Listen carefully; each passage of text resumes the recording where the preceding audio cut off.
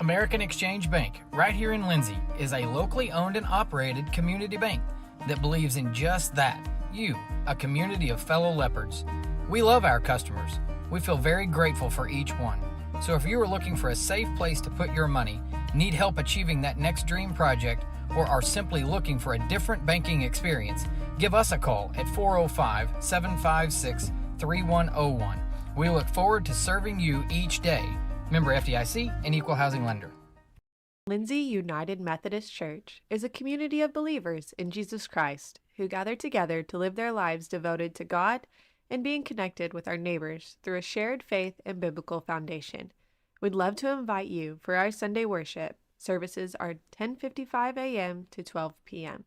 Come see us at 114 West Chickasaw Street, right here in Lindsay, Oklahoma. For over 68 years, Winans Funeral Home in Maysville, Oklahoma, has been serving families in the area during their greatest time of need, the loss of a loved one. We treat each family as if they were our own and consider it a true calling to minister to each and every family that calls upon us. We don't take caring for your loved one and your family lightly. Your care is important to us. Call on us 24 hours a day, 7 days a week, where our staff can assist your family with immediate need with the loss of a loved one, pre-need arrangement planning, pre-need burial insurance, along with questions regarding funeral burial trust accounts, Veterans Administration, and Social Security benefits questions. Myself, John W. Williams, Teresa, and Claudia are well experienced in these areas and will be more than happy to assist you in any way we can. Winans Funeral Home in Maysville, where you are family. If you need local trash pickup with quality service at a fair price, call Red Dirt Waste Services today at 580-432-5697. Red Dirt Waste Services is locally owned and operated, offering household, residential, and light commercial trash pickup in Lindsay and surrounding areas, including Ellick, Bradley, Bray Doyle, Cox City, Elmore City, and Foster. Red Dirt Waste Services does household cleanouts too, and they offer 96-gallon poly carts and dumpsters. Bagged, loose, or heavy items, doesn't matter, they'll come get it.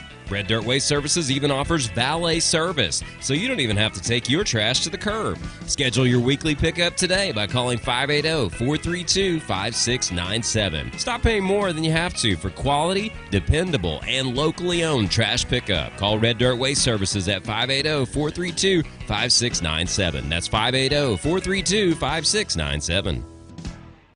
Craving a taste of authentic Mexico right here in town? Head over to Casa 13. Order to go and settle in for all your leopard action at home. Now serving breakfast Saturdays and Sundays. Come see us at 110 Southeast 4th Street. Go Leopards! This is Paul Bean, pastor of Calvary Baptist Church, inviting you and your family to join us this Sunday for worship. Bible study classes begin at 9:30 a.m. and worship follows at 10:45 a.m. You're also invited to join us on Wednesday nights for our Wednesday night meal at 5:15 p.m. with classes following at 6 p.m. Come and join us and discover what God is doing at Calvary. We are located at 410 West Chickasaw. You can also visit us on the web at cbclindsay.com. Attention Lindsay, Design It has a brand new home at 306 South Main, and we can't wait for you to see it. Step into our fresh new space and check out our latest spirit designs to cheer on your favorite local school teams. Whether you're looking for custom apparel, spirit gear, or unique designs that show your school pride, Design It has you covered. Come celebrate our new location today at 306 South Main Street in Lindsay, because at Design It, school spirit starts here. Legacy Roofing is a family-owned and operated business that serves Lindsay, Oklahoma and surrounding areas. We specialize in getting your home back to its best, whether it be annual wear and tear or storm damage. We don't just fix roofs, we take care of your home. Legacy Roofing, family-owned, community-focused, and always here for you. Call us today for a free estimate at 405-756-8855 and let us protect your home with the care it deserves. This is Dr. Matt Shelton with Lindsay Family Dentistry. I'm a 1997 graduate of Lindsay High School and have been practicing dentistry in Lindsay since 2006. We welcome you to come to our dental practice so we can help you and your family with all your dental needs. We offer dental services for everyone at every age, from braces to aligners to crowns, bridges, dentures, and implants. Give us a call today at 405-756-4093 or stop by at 102 Southwest 7th Street and let us give you the healthy, beautiful smile you've always dreamed of. Are you struggling to find a health insurance plan that fits your needs as well as your budget? Let me, Matt Powers, a licensed insurance agent, help you navigate the insurance maze and find the best plan for you. Together, we'll search a variety of plans from nationally recognized carriers at no cost to you. We can talk over the phone or in person. Why stress or wonder if you're choosing the right plan when I can help you for free? Call today and let me help you.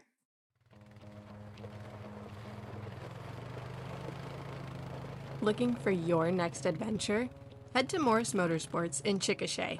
We carry top brands like Polaris, Can-Am, Kawasaki, and Honda. Plus, we offer a full-service and parts department. Whether it's ATVs, side-by-sides, motorcycles, or accessories, we've got what you're looking for.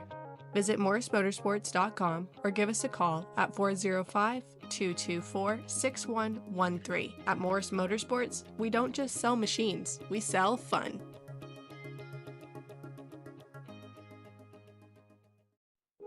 Sharon's Beauty Salon is your hometown stop for all of your salon needs. Give us a call or come by the salon to make an appointment. Go Leopards! A friend is someone who knows where you came from. Someone who always shows up when you need them. Hey, Ben. Someone who's there for the good times and the challenging ones. With comprehensive insurance policies backed by award-winning customer service, Shelter Insurance is committed to being there when you need us most. When the unexpected strikes, see Shelter Agent Caleb Smith in Lindsay. If you have a hankering for the best barbecue in South Central Oklahoma, then get yourself down to the Meat Locker Barbecue in Lindsay. Every Monday, Thursday, and Friday, located just off of Highway 19 at 106 Northwest 40th. At the Meat Locker, we work hard to bring you the most consistent, delicious, slow-smoked barbecue around at a price that won't break the bank.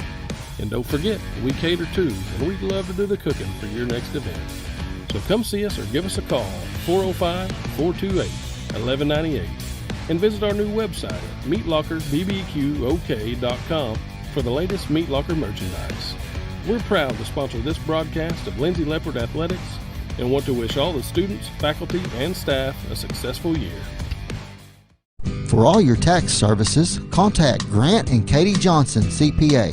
Grant and Katie are certified public accountants that provide full-service accounting, bookkeeping, payroll, and tax services. With 2 offices, one located at 600 Southeast 4th Street in Lindsay, Oklahoma, and another at 313 North Walnut in Pauls Valley, Grant and Katie are ready to meet your CPA needs. Give Grant or Katie a call at 405-238-2727 and set up your appointment today.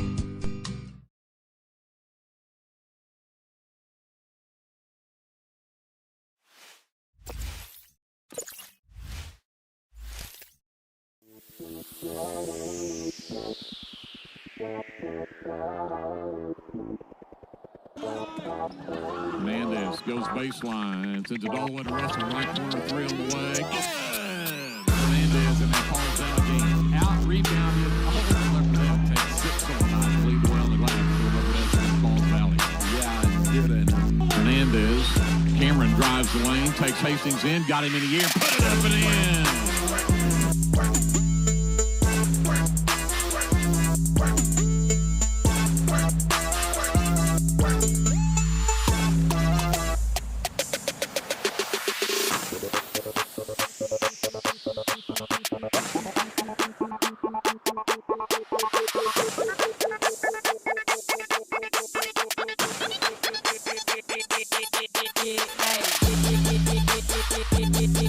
Hey.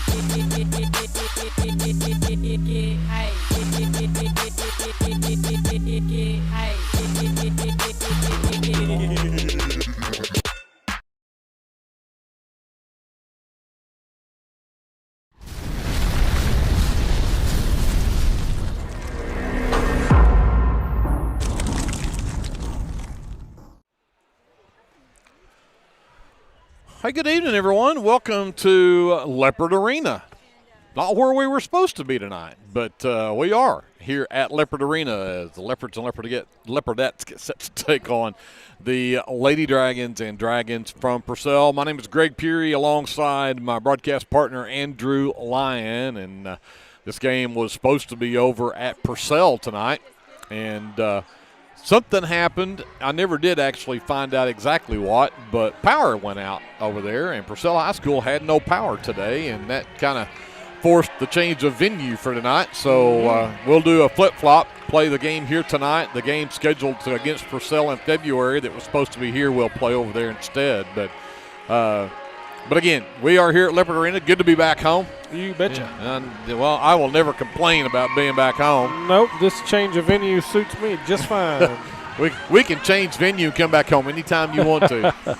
But this Leopardette team coming in off of a close one over in Davis, and if they ever turn the lights back on in the arena, I might be able to tell you a little more about that game over at Davis, where the Leopardettes came up 3 points short, and a 23-point effort from Abby Dodson was just not enough. She ended up with 7 threes on the night, was a big toe away from having 8 threes in the game, but finished with 23 points, but the Leopardettes lose it by 3, 39-36. She had 5 threes in that first half, and the Leopardettes had a 10-point lead at the end of one, but they were down by 3 at halftime, and that was when Montana Carter went off, and she had 10 points there in that second quarter for Davis, and the Leopardettes just could not ever overcome that down the stretch, found themselves down by 9 at the end of 3. But, again, the effort from Abby Dodson and, the effort of the Leopardettes to get the ball to her in a way where she could actually get those threes up. She was on fire. Yeah, that was a good effort down at Davis the other night. Once again, we're kind of one not-so-great quarter away from a win. We've done that a couple of times where play 3 pretty solid quarters and just give them a little too much in one of those quarters and can't quite come back to overcome the deficit. But, again, the effort is there with this Leopardette team as it has been throughout the season. Reiterating again, we're missing some girls. I was actually looking to see if we had J.C. Anderson back. J.C., I have news on J.C. Okay, well, I will let you expound on that. So J.C. has practiced the last 2 days. The trainer should be back tomorrow to evaluate her, but she says it feels good. Good. So as long as the trainer releases her, we should have a J.C. back for the Little X tournament. If that tournament gets played this weekend, I think there's a lot of jostling with game times and days and the weather possibly moving in this weekend. So you'll have to kind of stay tuned with that. But I think the plan is that she should be back and available this weekend as long as the trainer thinks the same thing J.C. does. Good. Glad to hear that. Of course, Marisol down for an extended period of time, so we likely not to see her for a good bit of time. But the rest of the girls playing well, playing hard, and again, I expect good things out of these girls. It's just if we can string enough good quarters together, we can play with just about anybody. We proved it was a game before last. We're playing a number 20 Class 4A school. We hung right with them, and we can do that. We just maybe need a little bit better shooting. We tend to see a girl get hot, and then the next game another girl's hot, and then the next game another girl's hot. If we can get a couple of girls hot at any given time, I think we can beat most of the people we play. So enjoying watching these girls. Definitely a heartbreaker once again down at Davis. I thought they played well enough to have earned a win in that one, but came up just a little bit short. Well, and big rebound nights for Byram and Russell both. Kylie Byram had 9 boards. Briley Russell had 9 boards. Neither one of them big in scoring. Russell ended up with 4. Byram had a free throw, and that's all for her scoring. But both of those girls were big on the glass. But you mentioned the one quarter. The Leopardettes only scored 1 3-point basket in that third quarter, but they gave up 9 on the other side of it. Right. So that one, like you said, that one bad quarter really probably cost them the game. So if we ever get them where we don't have that one bad quarter, I mean, I'll tell you what this team can do. So And it'll be fun to see them tonight. They're going to take on a Purcell team that much better than their 3-10 record would indicate. They've played a tough schedule. They've won a couple of 3 games, but they've lost some close games as well. Lost a 6-point game to Blanchard, lost a 12-point game to Anadarko, but that Anadarko's number 6 in the state. Lost a 6-point game to Durant, and Durant's number 6 in 5A. 5A, yeah. You know, so they've played some good teams and lost by some close scores. They lost to North Rock Creek by 4. North Rock Creek is number 10 in 4A. So they've got a bad record, but they've had a very tough schedule. So don't let this 3-10 record indicate that this is not a good girls team from Purcell. It is. And Coach Dodd was telling me before the game, they've got 11 girls on the roster, and they will play all 11. So they go deep. They're not afraid to use what they've got on the bench. And so, this is something that the Leopardettes, especially now that we've lost – you lost JC, you lost Marisol. I know Klein is out there warming up, but I think they had a JV tournament this week that they went to, and Coach Russell said he only had 7 of his 10 JV girls because they were sick. I think Brecken was sick yesterday, did not practice. So she's here today, but I don't know that she's 100%. So, between injuries and sickness, this could be, the Leopardettes are really kind of struggling, and so their depth on the bench may be called in as much as these 11 girls from Purcell. Well, I tell you what, I haven't seen a Purcell team in my 42 years of life that didn't play very hard basketball. You got it. And I think we can expect that from both the girls and the boys squad tonight. I'm happy to be doing it here in Leopard Arena versus over at Purcell, which we will do later, as you mentioned. But these Purcell games have always been pretty, especially with the boys, have been heated at times. Yes. It's we're not in the same class all the time or same district all the time, but man, we play like we're arch rivals, and it gets chippy sometimes. Some of the chippiest games I've ever seen in my life were against Purcell. So let's hope it doesn't get chippy tonight. But I think we can expect that both of these teams will play very, very hard, fundamental basketball, and they will run. You mentioned they'll go very deep on the bench, keep fresh legs out there, and they'll play in-your-face basketball. Well, and we'll quickly preview. You mentioned the boys. The Lindsay Leopards are still undefeated at 14-0. Rankings came out yesterday. They are now tied for 6th place with Cricket Oak, who we'll see here in a few weeks. So we might find out just how good we really are when we play them. And I made that statement in our group chat, and Kevin said we may find out tonight. The reason is this. The Purcell boys come in 8-5 on the season, and again, their losses come to highly ranked teams. Lost to Caddo, who's number 2 in Class A. Lost to Blanchard, who's number 7 in 4A. Lost to Anadarko, who's number 17 in 3A. They've lost to Heritage Hall, who's number 3 in 3A. So their losses have all come to ranked teams. This is a good Purcell team. Matt Lone is back at Purcell as the head coach over there, but I think the difference maker in the Purcell teams for the boys is going to be their assistant coach, because Lee Reimer is back on the bench. Coach Ferguson, I always call him Coach Ferguson, the AD, came over early and said, I didn't think we would ever see Lee Reimer back on the bench again, but he's on the bench helping and assisting Matt Lone. And so when you take the experience and the knowledge and the good coaching of Matt Lone and combine that with what Lee Reimer brings to every team he's ever coached in his whole coaching career, they will be fundamentally sound and they will execute at a very high level. He just brings that out in his teams, and we saw that in the JV boys. Yep. The defense was just smothering. I mean, the Leopards turned the ball over I don't know how many times off of, they just play in-your-face defense, and it's start to finish. There is no let-up. You cross half court, if not before half court, you've got a man in your back pocket, and you don't ever get rid of him. So the Leopards are going to have to play very good, sound basketball tonight against a very well-coached Purcell boys team. And, the boys are going to find out tonight how they can handle that kind of pressure. And I think, again, you handle it, you play your game, you come out of it with a W. But Purcell is not going to make it easy. Yeah, I would agree with you on everything you just said right there. I think we can expect a barn burner tonight. I do know another team who plays defense like that, and that is the Lindsay Leopards. You better believe it. I tell you what, I just happened to look it up the other day. Our average margin of victory this year is 28.3 points. We've had a few close ones, but for the most part, we've walked away from everybody we've played, even the tough ones. So these guys continue to kind of amaze me with each new test that we're given. In the end, we end up walking away from them. And the Sulphur game was no exception there. That was touted as one of the going to be the tough ones, and, man, we just took care of business. So these guys keep rolling like they've been doing, carry that confidence into this one, and match the intensity that Purcell is most likely going to bring. Yep. They got the tools to get the job done. I agree.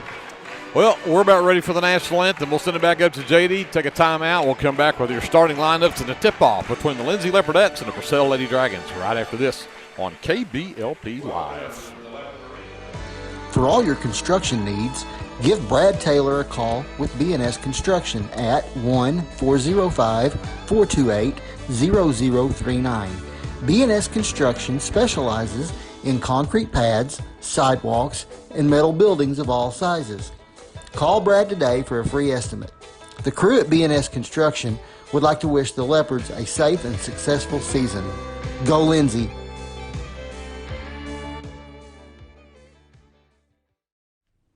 BC Factoring and Finance is a local, family-owned finance company. We assist small businesses with flexible and creative financing solutions to meet their cash flow needs. Call us to discuss ways we can help free up your time to focus on building your business. Visit us online at bcfactoring.com or give us a call at 405-259-2104. Go Lindsay! The City of Lindsay is a proud sponsor of LHS Athletics and Academics and wishes all Leopards and Leopardettes a healthy, happy, successful season. Clements Insurance provides insurance coverage to best suit your needs.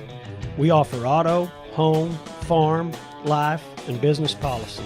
Come by 109 West Chickasaw or call 405-756-2253. Clements Insurance is carrying on the tradition to satisfy you.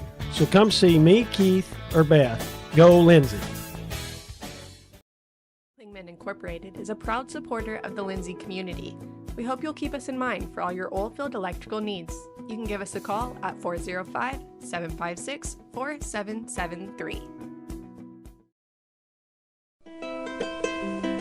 Hey friends, Danny Daniels here. I wanted to take a moment and let you know about a very helpful service that I provide for you and your family in our community. I own and operate Danny Daniels Pest Services, and I would like to ask you to call me the next time you have a need or desire for effective, safe, and affordable pest services. If you have spiders, roaches, ants, fleas, ticks, scorpions, crickets, whatever, I can help. Give me a call at 405-428-3833. That's 405-428-3833. I'd be glad to help.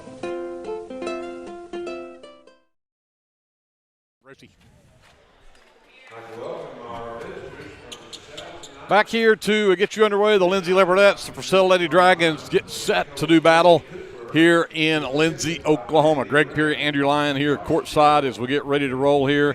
This is a Purcell team again. They come in 3-10, lost all of their starters to graduation last year. 6 total, all 5 of their starters from last year.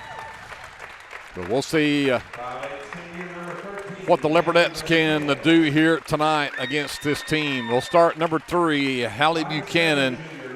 Buchanan, the junior, and she is their leading scorer, averaging 10-plus a game. Number 13, Kaylin Vasquez. Vasquez is a senior. Number 20, Hallie Madden. Madden, a junior. Number 21, Riley Peoples. Peoples, another one of those that will score at large numbers, and they'll round out with number 32, Liliana Del Toro, the 5'2 senior, and Del Toro, again, one of their leading scorers for the Lady Dragons. They are 3-10 on the season. The head coach is Tony Cooper. He is assisted by Mandy Ray, Josh Beal, and Kayla Skinner. For the Lindsay Leopardettes, They'll start at guard, a 5'3" junior, number 4, Gracie Bray. At guard, a 5'7" sophomore, number 5, Abby Dodson. At forward, a 5'8" junior, number 20, Kylie Byron.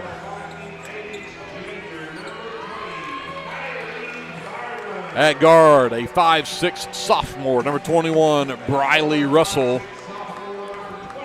And round out the starting 5 with a 5'10" junior, number 44, Addison Dodson. So Addie Dodson, Russell, Byram, Abby Dodson, and Gracie Bray, the starting 5 for the Leopardettes. Head coach is Jacob Russell. He is assisted by Johnny Dodd. The Leopardettes are 5-9 coming into the contest tonight.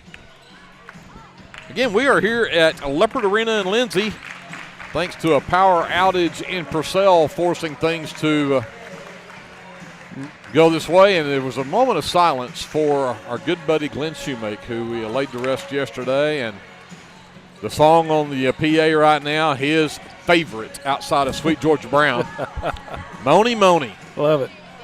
Thank you, Caleb Hall, who's running the music down there.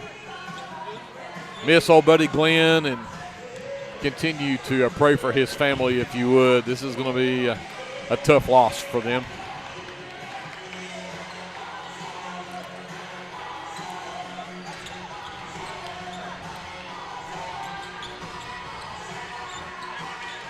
Bradley Russell, Gracie Bray, Kylie Byron, Addie Dodson, Abby Dodson on the floor as we get underway, and Byron will tip it off against Hallie Buchanan. And Buchanan easily controls the tip into the backcourt. Del Toro will bring it across for the Lady Dragons. Leopardettes set up in a 1-3-1. That's a little different. It is. Right wing, get the ball over to Vasquez. Vasquez looking back over to Del Toro across the top of that 1-3-1. Back to Vasquez, right wing. Trying to get it inside in there to Madden, but it's not there. Long rebound off the shot comes out to Vasquez. They'll reset with Del Toro top of the key.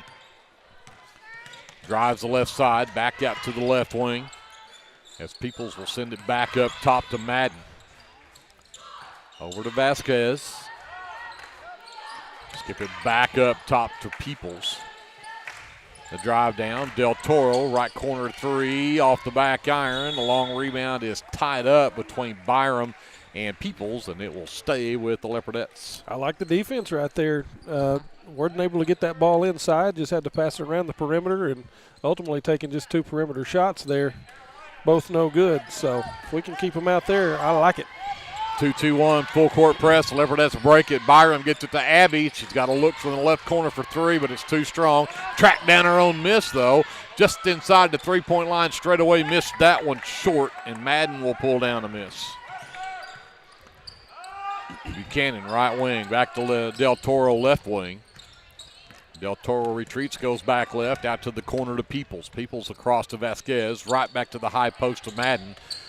Buchanan down the line, out to the left wing. Del Toro's 3, too strong, bounces off the rim twice, heads out of bounds. It's saved by Russell, and Madden trying to come up with it. No. It's loose on the floor. Byram finally does and gets the outlet, and there is a reach-in foul on Del Toro as Russell was headed the other way. First foul of the game coming against Liliana Del Toro.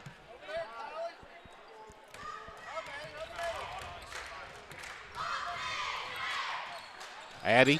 Oh, nobody picked up Addie on the backside and got an easy one. Leopardettes start out with a 2-0 lead. We're 2 minutes into this first quarter. Del Toro stopped by Bray.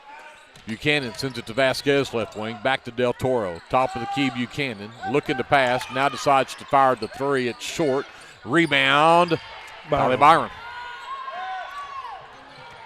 Quickly ahead, Abby Dodson, left wing. Back out to Russell between the circles. Sets up the offense. Man defense here from Purcell. Bray comes to get it. Balance the floor out. Comes to Byram, right wing. Peoples went for the steal. Byram for the three. It's thought too it was strong. Go. Peoples with the defensive board. Here she pushes the other way. Del Toro left wing, goes baseline, retreats back into the lane. The cross. The runner does not go, and the save in from Madden to Peoples. Her basket from the left wing doesn't drop.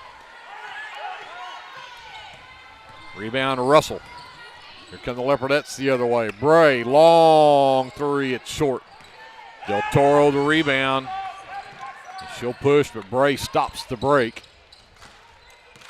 Del Toro to Vasquez. Across the top of the key over to Madden.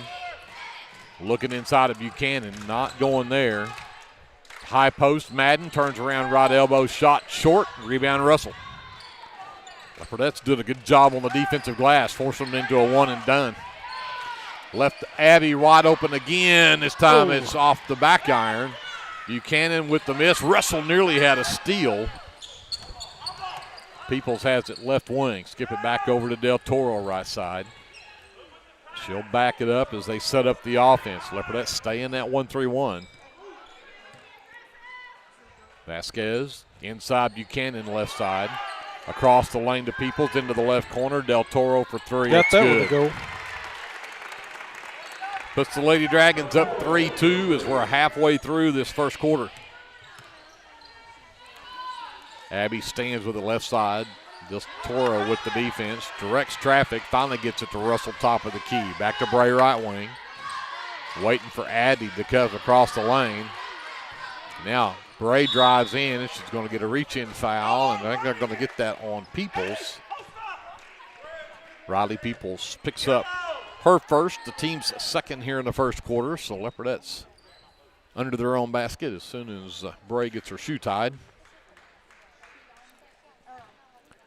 So Gracie brings it in, looking inside, got it headed in the direction of Byram, but the pass too low. Byram could not come up with it, and Leopardettes turn it over.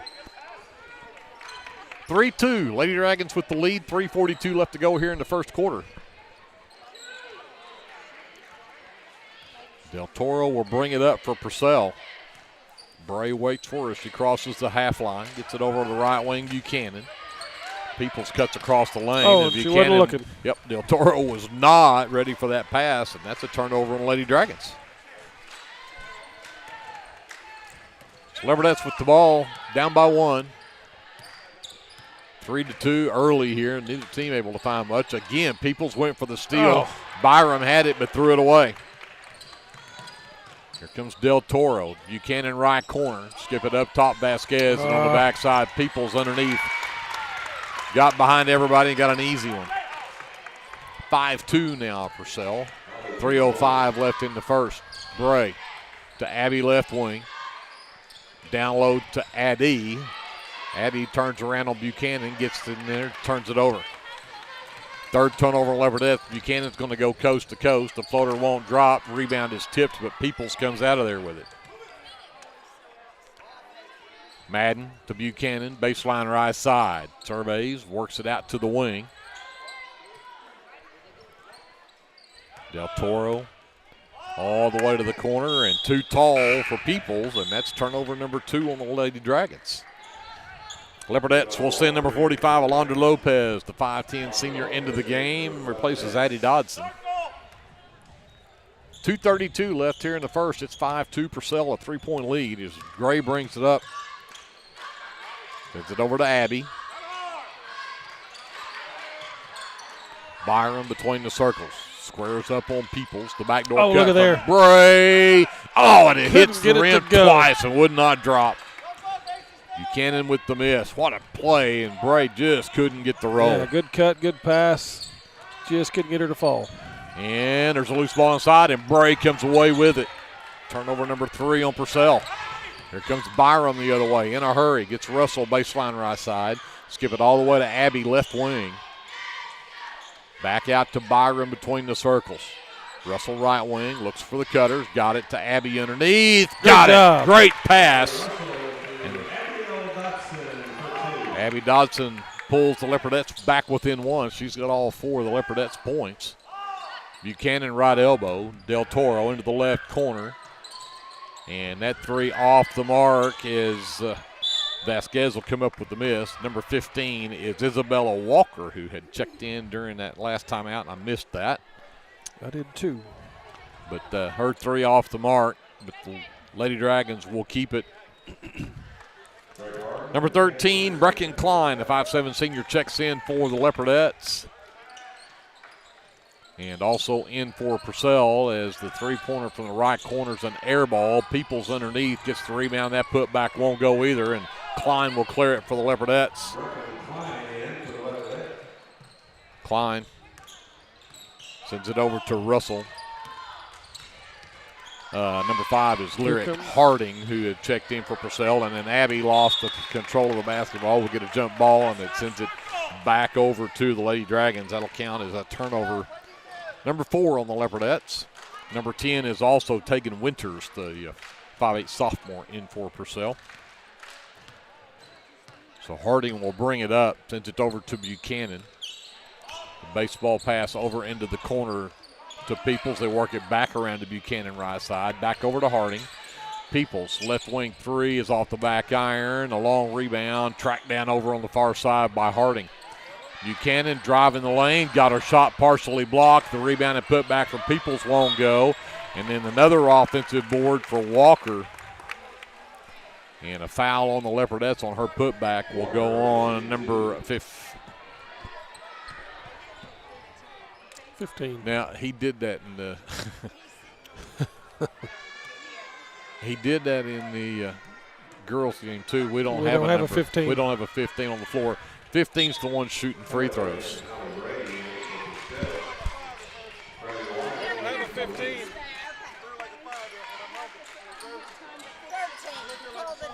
So they call it on Klein. Her first, team's first. The two free throws as Klein will come up with the miss. As Walker missed them both. Klein to the left elbow, all the way down the left side of the lane. Runner hits the side of the backboard, though. Rebound is pulled down by Winters. She'll push it all the way to the other side, coast to coast. Missed the runner, got her own miss. The turnaround baby hook doesn't go either. She gets another offensive board. They'll work it back out front to Allie Brady, number 11, who's checked in. They get it down to the low post, number 23, Tyler Leggett. We mentioned ahead of time that they will play all 11 girls, and they have. I think so far there's only 2 that haven't been in a game yet. Man. But it ends up just a 5-4 ball game. Purcell with a 1-point lead here at the end of the first quarter. We will get ready for the second quarter and come back after this. This is Leopardette basketball presented by the American Exchange Bank on KBLP Live. First Baptist Church of Elmore City is a place where faith, family, and community come together. Whether you're a lifelong believer or just beginning your walk with Christ, you'll find a loving church family here. From Sunday services to Wednesday night fellowship, youth and children's ministries, and local missions, there's a place for everyone at First Baptist Church, Elmore City. Come as you are, we're saving you a seat. El Unico Taco Truck is ready to curb your hunger. The traveling taco truck has locations in Lindsay and Blanchard and is available for catering services. You can contact El Unico to book your next event at 405-760-0821. El Unico enjoys supporting all of our leopards with their Taco Tuesdays. Reach out to El Unico for your next event.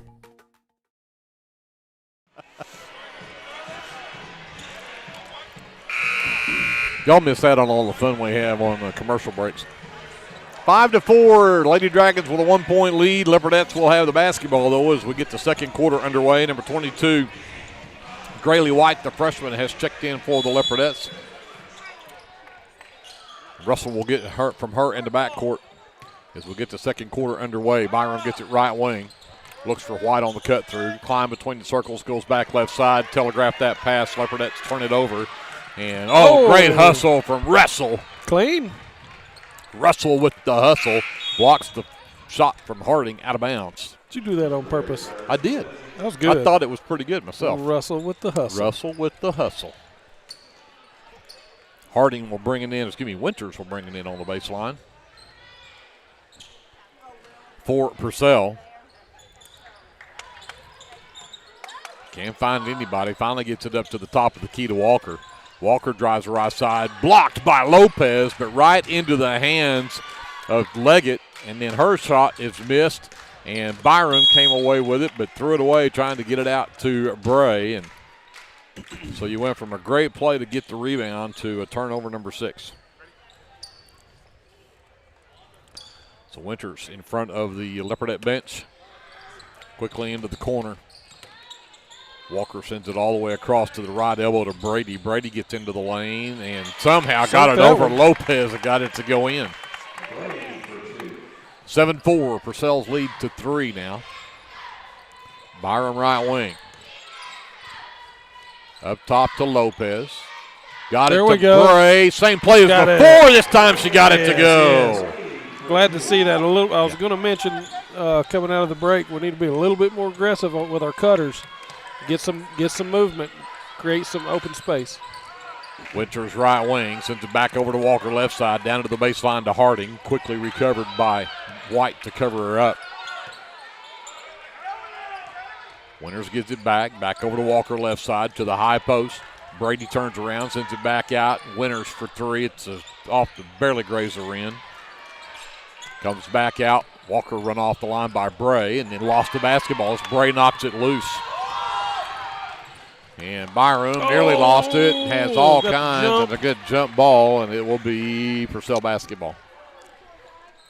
Lopez will get a breather after giving some good minutes to let Dodson rest. We'll also see number 1, Nakobe Miller, check in. The freshman will give Byram a break. Nakobe's gotten quite a few minutes here in the last few games and done a good job. Fantastic job. Agree. Her and White both. Opportunity there, and they still come up with the turnover. 5th turnover on Purcell now. White left wing. Looking inside, got it to Dodson. Back at the White. 3 ball on the way. Too strong. And Miller tried to track it down, but it will go out of bounds. Still a 1-point game. 6:08 left here in the first half. 7-6, Purcell by 1.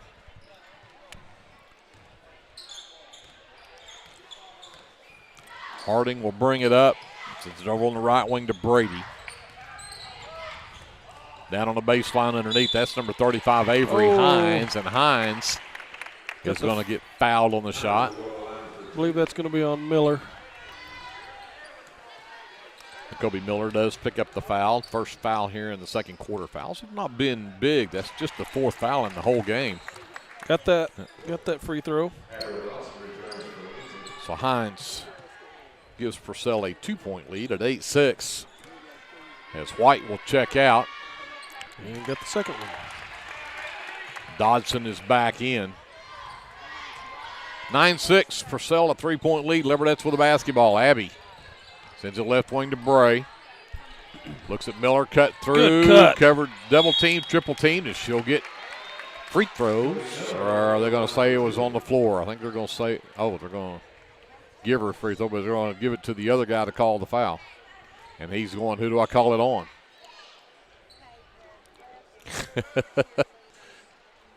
They finally decided it's on Allie Brady. Brady's first will be the first on Purcell here in the second quarter. Nakobe Miller at the line to shoot 2, and the first one's too strong. 9-6, Purcell a 3-point lead, 5:46 left to go here in the first half. Miller readies for her second free throw. That one's off the mark too. The rebound is pulled down by Avery Hines. Winters the other way, quickly into the right corner. Is passes intercepted over there. And I had an official right in front of me. I didn't see who grabbed that, but Russell got that. And we're going to get a timeout called by Coach Russell as Leopardettes kind of in some trouble there. So we'll take it with them. 5:24 left here in the first half. 9-6 Purcell when we come back after this. This is Leopardette basketball presented by the American Exchange Bank on KBLP Live.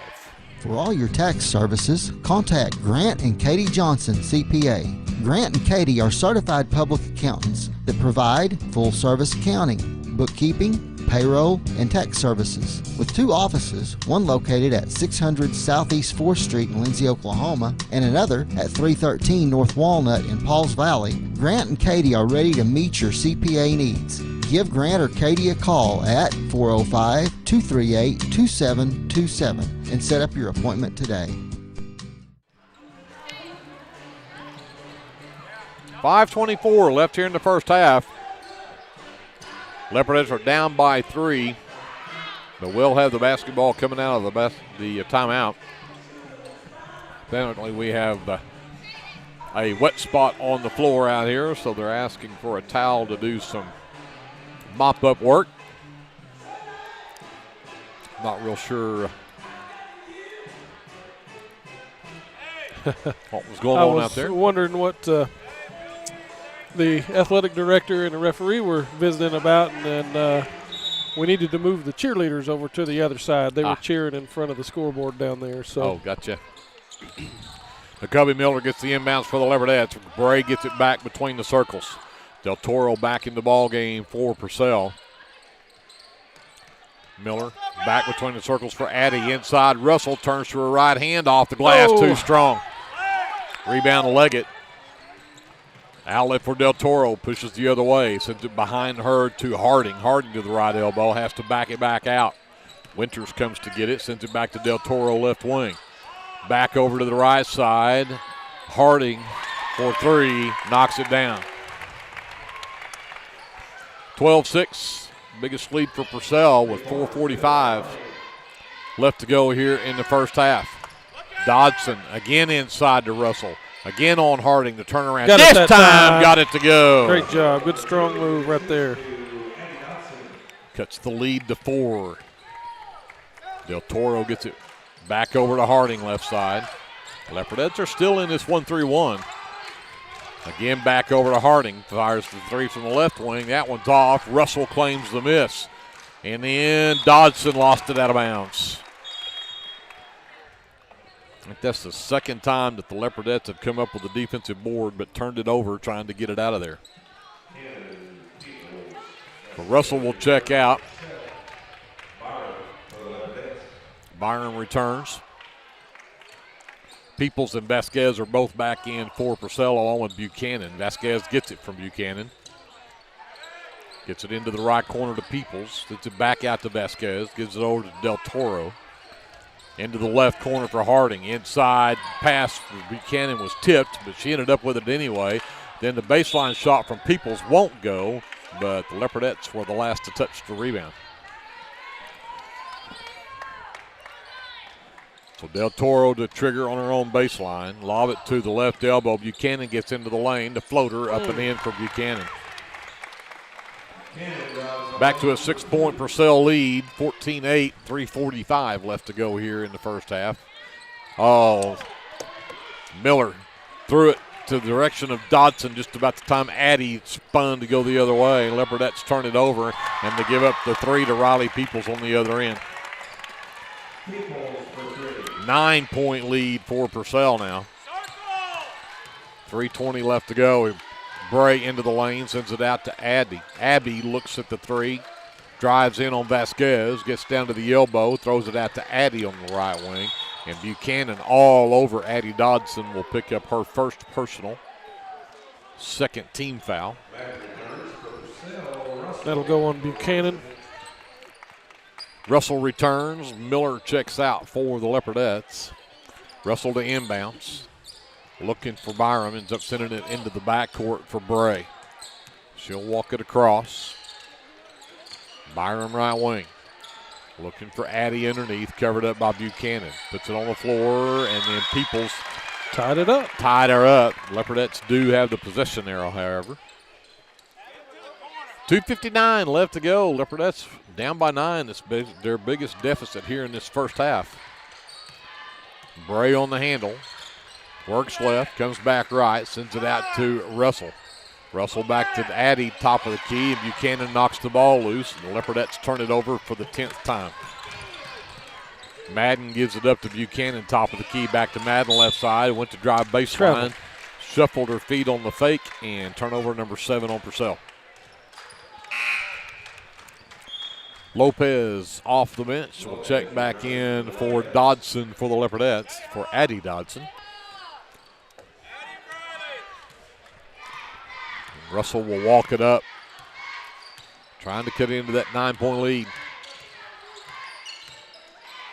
Byram creates the space, has the ball right side, looking. Comes back out to Lopez. Buchanan went for the steal, missed it. Bray into the left corner for Abby. Abby's three. Good! Abby Dodson has 7 in the ball game, and the Leopardettes are back within 6. 2:10 left in the half. Peoples into the right corner. Del Toro for 3. It's good. Man, Del Toro answers. Her second 3 pushes it back up to a 9-point lead. Byram stands with the right side. She's picked up her dribble and is in trouble. Got it to Lopez. Lopez being hounded. And that'll be foul number 2 on Hallie Buchanan and team foul number 3. We're going to have a 30-second timeout called by head coach Tony Cooper from Purcell.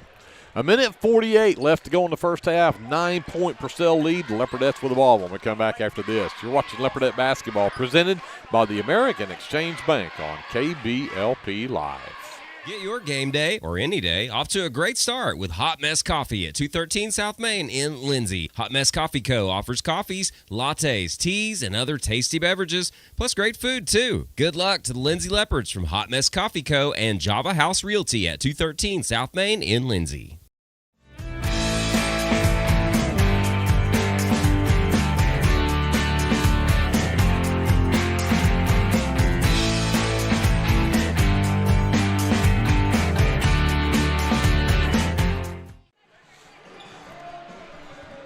.148 left in the first half, 20-11. Purcell with the lead. Byram will get the inbounds to Abby. Abby manages to keep the ball against the double team. Gets it back to Bray to set the offense up. Right wing Byram. Looking down for low post. Finally gets it out to Russell between the circles. Lopez is posted up. Lopez had her posted up. Great right there. Lopez and Buchanan battling down inside there. Abby picks it up, nearly turned it over, and she did. Threw it away. Turnover number 11. Buchanan ahead to Vasquez in transition. Great defense. Good recovery right there. But then there's Del Toro with her third 3 of the game. She is warming right on up, isn't she? 12-point deficit for the Leopardettes as we hit a minute to go. Abby forced to pick it up by Vasquez. Goes to the high post. And a travel. Madden came up with the steal, but then she traveled with it. So got the turnover, then created the turnover. And the Leopardettes get it right back with 51 seconds left. They're down by 12. Need some offense. Miller back in the ball game. Replaces Byram. Got Klein also back in the game. Klein on the right wing, looking inside for Lopez. Finally got it to her. Back outside, Bray, straightaway 3. Got it! Great shot. Gracie Bray for 3. That worked out well. We get the post entry down there, and they crash on her, and that leaves somebody open on the perimeter, just like that. Peoples tries to answer, and she does. Riley Peoples' second 3, both in this quarter, and it's right back to a 12-point game. We got 15 seconds left to go. And nearly a steal there. Miller lost it a couple of times, both times, as Peoples got the hand on it. The Leopardettes will keep it with 12 seconds left.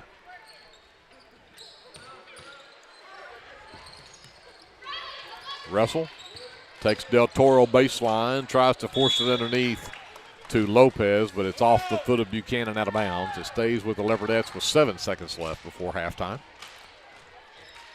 Would really nice to get something going here offensively before half. Well, unfortunately, every time we have, they've gone right down and answered.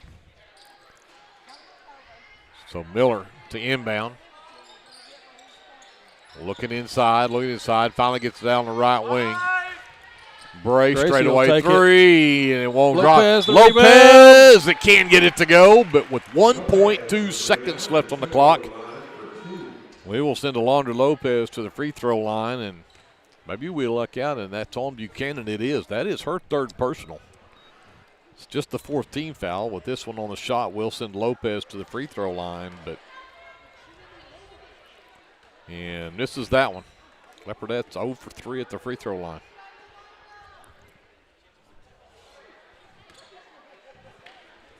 So 1.2. Don't want to give up anything big here. As Leopardette's, Purcell. Oh, the miss. And the rebound was not going to go up in time. A good job from Briley Russell to come up with that one. But the Leopardettes face their biggest deficit of the first half of 12. It's 26-14 here at halftime. Purcell with the lead. We will send it back up to JD, take a timeout, and we'll come back with your official and unofficial stats in the American Exchange Bank halftime show right after this on KBLP Live. Hey, Lindsay community. My name is Christian Torres, and I am the minister for the Lindsay Church of Christ. We would like to invite you to come and worship with us on Sundays at 10:45 a.m. and Wednesdays at 7 p.m. We're located at 1205 West Cherokee Street. Here at the Lindsay Church of Christ, you will find the truth of God's Word, spoken in love, and a group of people who love God and one another. Do you have a Bible question? Well, we have a Bible answer. Come and worship with us and be edified at the Lindsay Church of Christ. Lindsay Municipal Hospital is dedicated to providing quality service to our local community, and we're wishing our Leopards and Leopardettes a healthy and successful basketball season. Go Leopards! Hey Leopard fans, this is Nick Johnson from First Baptist Church Lindsay. At First Baptist Church, we are a family ministry and desire to faithfully proclaim the gospel in Lindsay and beyond. We would like to invite you to join us every Sunday for worship at 9 a.m. and Sunday school following at 10:15. Our Wednesday evening activities start with dinner at 5:50, and then we have Bible studies for children, youth, and adults starting at 6:30. First Baptist Church is proud to support the Lindsay Leopards, and we wish all of our student athletes a successful season. From all of us at First Baptist Church Lindsay, go Leopards! Capturing all your special moments is such a blessing to me, from running down the ball field to walking down the aisle. Call or text Photography Blessings by Lacey for all your photography needs. 405-428-0305. Go Leopards and Leopardettes. At Rural Electric Cooperative, we're committed to providing electric power and opportunity to the many areas our members call home. That includes supporting youth programs that teach life skills and build character. With REC, you're more than a customer, you're a member owner. And that's why we're always working hard to provide you with the most dependable electric power possible. As a Touchstone Energy cooperative, REC is dedicated to providing the best service possible and supporting the communities in our service area. Sooner Valve Repair in Lindsay would like to wish the Lindsay Leopards and Leopardettes all the best during this season. When in need of a valve repair, come by Sooner Valve Repair at 106 Southwest 9th Street in Lindsay, Oklahoma, or call 405-756-1599. Good luck, Leopards, from Sooner Valve Repair in Lindsay. For all your oil-filled electrical needs, call Michael Sharrock with SOS Electrical. SOS is a family-owned business that specializes in oil-field, industrial, and commercial electrical construction and maintenance. No job is too big, no job is too small. Give SOS a call at 1-405-428-1944 today. Good luck, Leopards! The team at Streamline Services contributes a great deal of their success to hard work, experience, and above all, a positive health and safety protocol. There is every reason they should be your next phone call for any of your oil and gas swabbing needs. Give Austin Smith a call today at 1-405-756-7763 to see how Streamline Services can help with your project while ensuring safety and professionalism without sacrificing quality work being done. Everyone at Streamline Services wishes the best of luck to everyone at Lindsay Public Schools this year. Go Leopards! American Exchange Bank, right here in Lindsay, is a locally owned and operated community bank that believes in just that, you, a community of fellow Leopards. We love our customers. We feel very grateful for each one. So if you are looking for a safe place to put your money, need help achieving that next dream project, or are simply looking for a different banking experience, give us a call at 405-756 3101. We look forward to serving you each day. Member FDIC and Equal Housing Lender. Back here at halftime, Leopard Arena in Lindsay, Oklahoma. The Leopardettes trail by 12 to the Purcell Lady Dragons, 26-14 our score here at halftime. And our half-court shooting competition that we always have here at halftime is always fun to watch. But we've already got one hit on this end of the floor. Let's see if we get any more while we're doing our officially unofficial stats in your American Exchange Bank halftime show. We'll start with the Purcell Lady Dragons. They are led by Liliana Del Toro. She's got 3 threes in the first half for her 9 points. 8 from Riley Peoples. She had 2 threes in that second quarter. Then the 3 points from Lyric Harding, 2 apiece from Hallie Buchanan, Allie Brady, and also from Avery Hines. And I had the Lady Dragons 2 of 4 from the free throw line. The Leopardettes are led by Abby Dodson. She finishes with 7. She did have a 3-point basket there in that second quarter. 5 from Gracie Bray. She also had a 3-pointer in that second quarter. And then 2 from Briley Russell. That's all the scoring for the Leopardettes. And they were 0 for 4 from the free throw line. Leopardettes are -7 on the glass, 16-9. They were out-rebounded in that first half. And again, the turnover bug has hit 12 turnovers on the Leopardettes, 8 on Purcell. With that, we'll go over and talk to Andrew. Yes, sir. Team shooting, starting with Purcell. They were 2 of 12 from 2-point range, and I think I'm actually missing a 2 because I came up short on points. That may be 3 for 12. Yep. Anyway, 2 of 12 is what I have written up. That's 17%. From 3-point range, they go 6 of 17 for 35%. 2 out of 4 from the free throw line for 50%. Overall from the field, 8 shots made out of 29 attempts. That comes to 28% for the Leopardettes. From 2-point range, I have them at 4 of 9 for 44%. From 3-point range, 2 buckets made on 7 attempts for 29%. 0 out of 4 from the free throw line, nothing there. And overall from the field, 6 of 16 for 38% shooting. So neither team shooting particularly great tonight.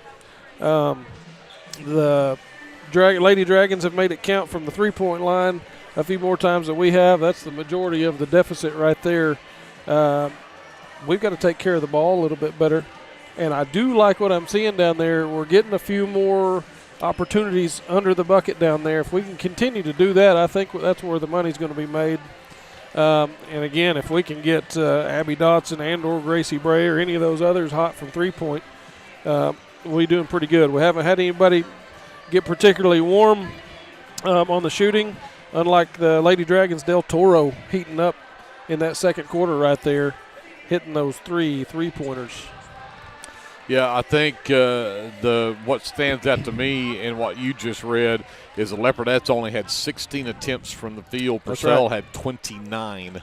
And you take that to 2 things. 1, they had 7 more rebounds than we had, and 2, we had 4 more turnovers than they had. Yep. So you got to take advantage of the cases you get, and when you're giving them 13 extra attempts and they've hit 4 more threes than you have, that's going to be a disaster. Yep, and it's been a trend with the Leopardettes this year, just not getting the attempts, and a lot of that is due to turnovers, but it's also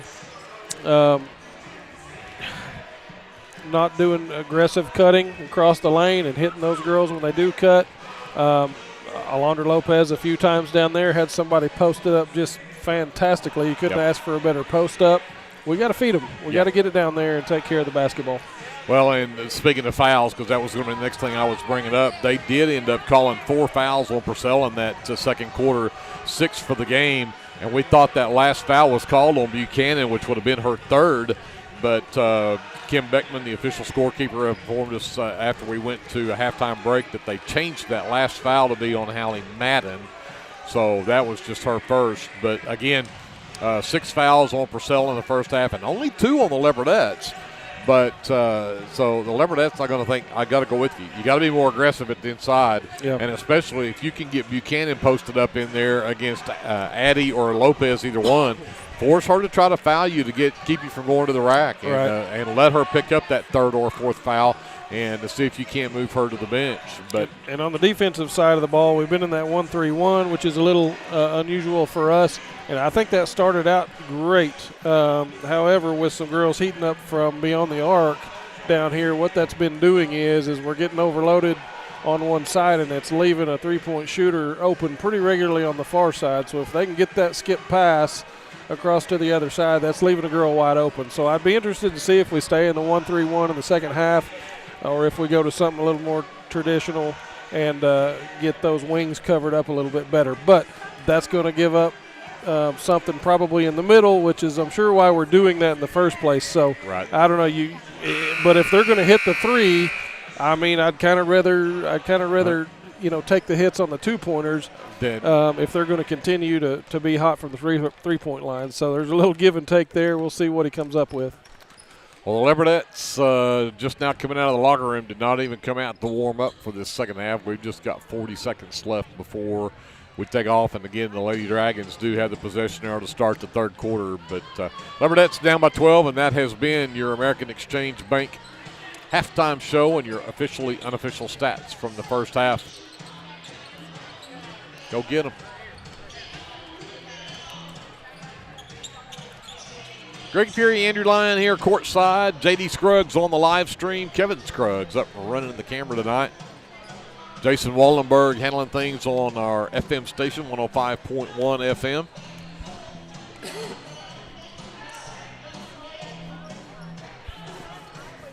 Here in Lindsay, was not expected to be here, but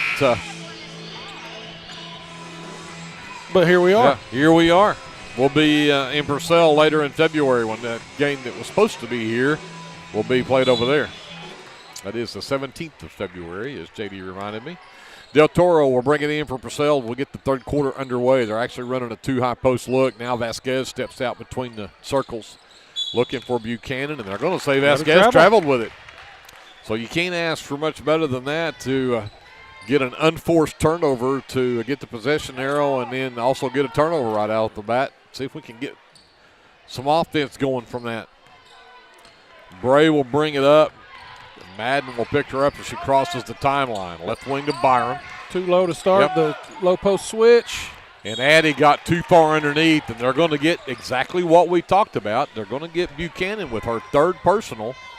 First foul here in the quarter, but that is 3 on Hallie Buchanan, and they're going to send Dodson to the free throw line. I like that look right there. It was just we started 2 low posts there with Dodson and Russell. They simply just switched. That opened up Dodson.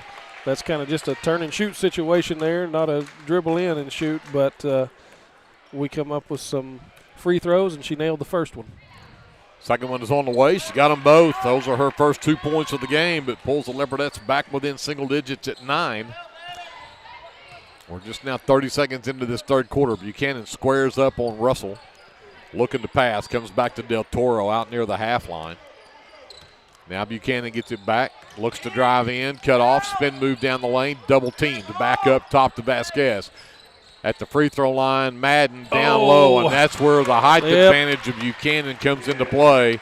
The lob up over the top, and she'll get the basket. And the foul called on number 21, Briley Russell, her first. Yeah, you nailed it right there. Briley Russell was actually defending that pretty well. Just a lob over the top, too tall for her. And Buchanan will get the and one out of it. Makes it a 13-point lead now at 29.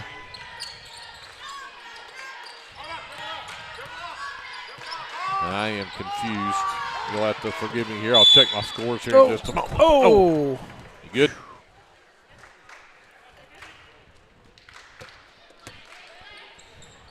Okay, we just Probably couldn't see that on the camera, but we Callie Byram just crashed into us over did. here. She was trying to come up with the ball.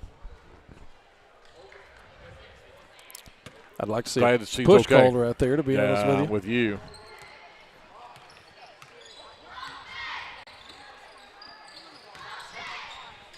29-16 is our score. Oh, man. There's Peoples for 3. She's got 3. Yep. 32-16. Bray into the left corner. Byram inside again, and Abby too far under, this time off the bottom of the backboard, and Buchanan with the rebound. And Abby Dodson's going to get whistled, and she is on the floor in some pain as Abby picks up her first personal, second team foul in the quarter, but Abby is hurt, and I think I'm not sure if can't tell what's hurting on her right now. Yep. But she is struggling to get a breath here. It was a hard crash. 6:38 left here in the third quarter. It's 32-16.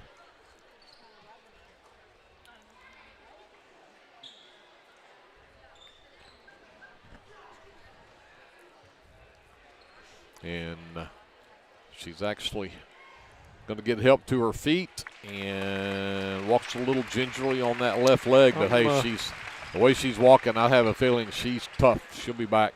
She is a tough gal. I'm wondering if she might have hit her head there on the floor. Don't see her grabbing any leg parts or ankle parts, so maybe she can shake that one off and get back in the game here in a little bit. Brecken Klein checks in to replace her. Madden will inbound to Del Toro on the backcourt. Out of that stoppage of play, Vasquez gets it. Again, the concerted effort appears to be for Purcell to get it into Buchanan. They get the right wing three from Peoples that's off the mark, and Buchanan does come up with the rebound. Got Peoples right there on an easy baseline drive. 34-16, the lead balloons to 18. Byram up top, threw it away.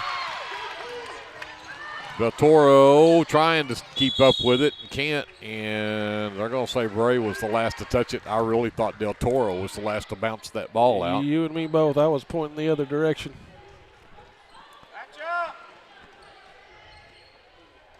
34-16, an 18-point deficit for the Leopardettes. It's their biggest of the game.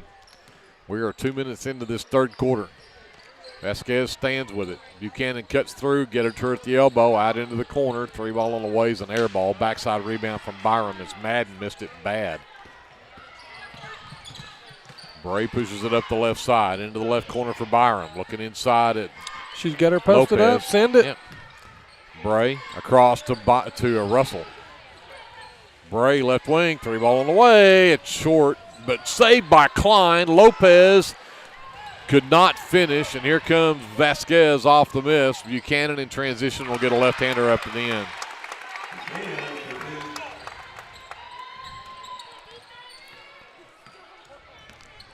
(36-16) as the Leopardettes have been outscored 10-2 in this quarter so far.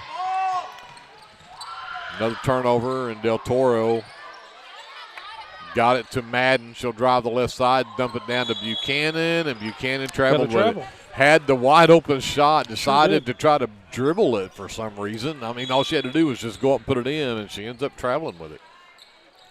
Turnover number 10 on Purcell.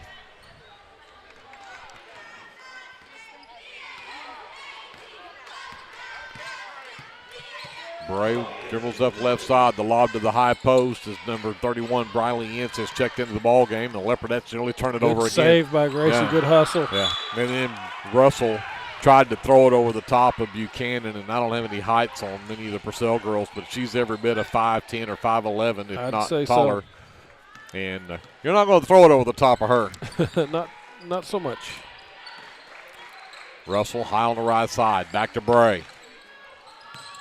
Again, they lob it. This time Ince does get it. Here we go. Got Byram down the baseline. Kylie Byram puts it up and in. Great design on the play. Cuts the lead back to 18. Up top, Madden spots up for three. It won't fall. Buchanan with the miss. The putback goes. She's got 7 points in the quarter. She only had 2 at halftime. Back to a 20-point lead on the backside. Nobody had picked up Klein. Got it to Ince in the lane. Got Ince it. Off the glass and in. Got a girl, Briley Ince. 38-20. Leopardettes back within 18. Del Toro. Three-pointer left side from Peoples is up and good. That's her 4th 3 of the game. And now it's a 21-point lead. No offense hardly in the first half, and that's all we've seen here in the second half. Another turnover on the Leopardettes. That's number 15. In transition, Buchanan to Peoples. The scoop won't drop. Rebound pulled down by Byram, and she'll be tied up. And the Leopardettes have the possession arrow. And a fresh 5 in for Purcell as they've opened up that 21-point lead. Grayley White is also going to check in for the Leopardettes. Byram will sit. Russell will bring it up for Purcell. Sends it over to Bray. Back over to Russell. To Ince. Ince from the free throw line, just too strong. Harding comes down with a miss. Looking for Brady in the corner left side. Brady drives to the elbow all the way into the lane, sends it to the right side. Hines turns down to 3, drives in, misses the runner. Rebound is loose, and Ince will pick it up in the lane. The outlet for Bray as she brings it up, sends it over to Russell. Back to Bray. Bray straightaway 3 is an air ball again. Again saved underneath by Klein. White to Bray, to Russell, back to Bray, back to White. White lost it but managed to get it back. Russell turned down to 3, sends it out to Klein in the left corner. Ince at the free throw line, quickly over to Bray. Drives down, Russell. Back to Bray. Drives in, off the glass for 2. Bray's got 7 in the game. 41-22. Leopardettes are down by 19. We've got 2:10 left to go here in the third quarter. Harding drives the left side, sends it out to Brady in the corner. Brady reverses her dribble, lost the handle. Bray came up with it very smartly, stayed on her knees to not get a travel call there. Pass tipped into the backcourt, but Bray will come away with it. Sends it over to White. Into the left corner for Klein. Skip it all the way back up top to Bray. Drives to the elbow. Got it to Russell. Back to Bray. White. Bray gets across the top of the key. Ince in the lane. Up and good. Briley Ince. And a timeout on the floor. 1:28 left to go here in the third quarter, and the Leopardettes are back within 17. Timeout Purcell, and we'll come back right after this on KBLP Live. Are you tired of doing laundry? Give Sunshine Suds a call and let them do it for you. Sunshine Suds will wash and fold your clothes, and they also offer dry cleaning. Sunshine Suds also does quilting and alterations. Load up that laundry basket and head to Sunshine Suds, located at 107 Southwest 2nd Street in Lindsay, Oklahoma, or give them a call at 405-756-2850. Leopardettes have climbed back to a 17 after being down by 21. A couple of big baskets from Briley Ince in the post. Absolutely great job having Briley come in and hit a couple of quick baskets. I love to see a post just turn and shoot it. Jacoby Miller checks into the game, nearly came up with a steal, but the double team out front left Avery Hines wide open on the backside. She got an easy one. Leopardettes back down by 19. White to Ince at the high post. Knocked away from her. Got it out near the circle. Russell gets it back, drives down. White in the corner left side. It's away from Brady. Brings it all the way back to the top of the key. Gives it back to Miller. Klein gets to the right elbow. Backs out. Gets it back to Miller on the wing. White top of the key. Survey sends it into the right corner for Ince. Ince back to White on the wing. Inside. There we go. Russell's got Harding posted up, but Russell missed the shot. Tegan Wiggers comes down with a miss, and she's going to take it coast to coast, lay it up, and put it in. Got to stop ball. Yep. Got us with the Euro step. And it's right back to a 21-point game. What a nice athletic shot from Grayley White. 45-26 in the lane, and Walker gets the left-hand hook shot, puts it in. 47-26, and that'll do it for the third quarter.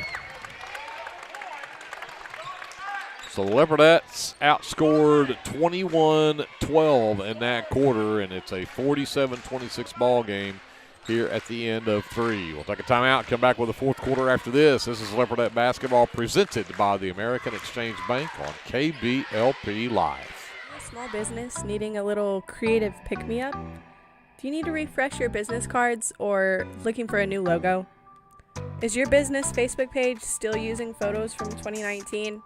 Tailored Creative Services offers services for logo design, business cards, photography, videography, and pretty much everything in between.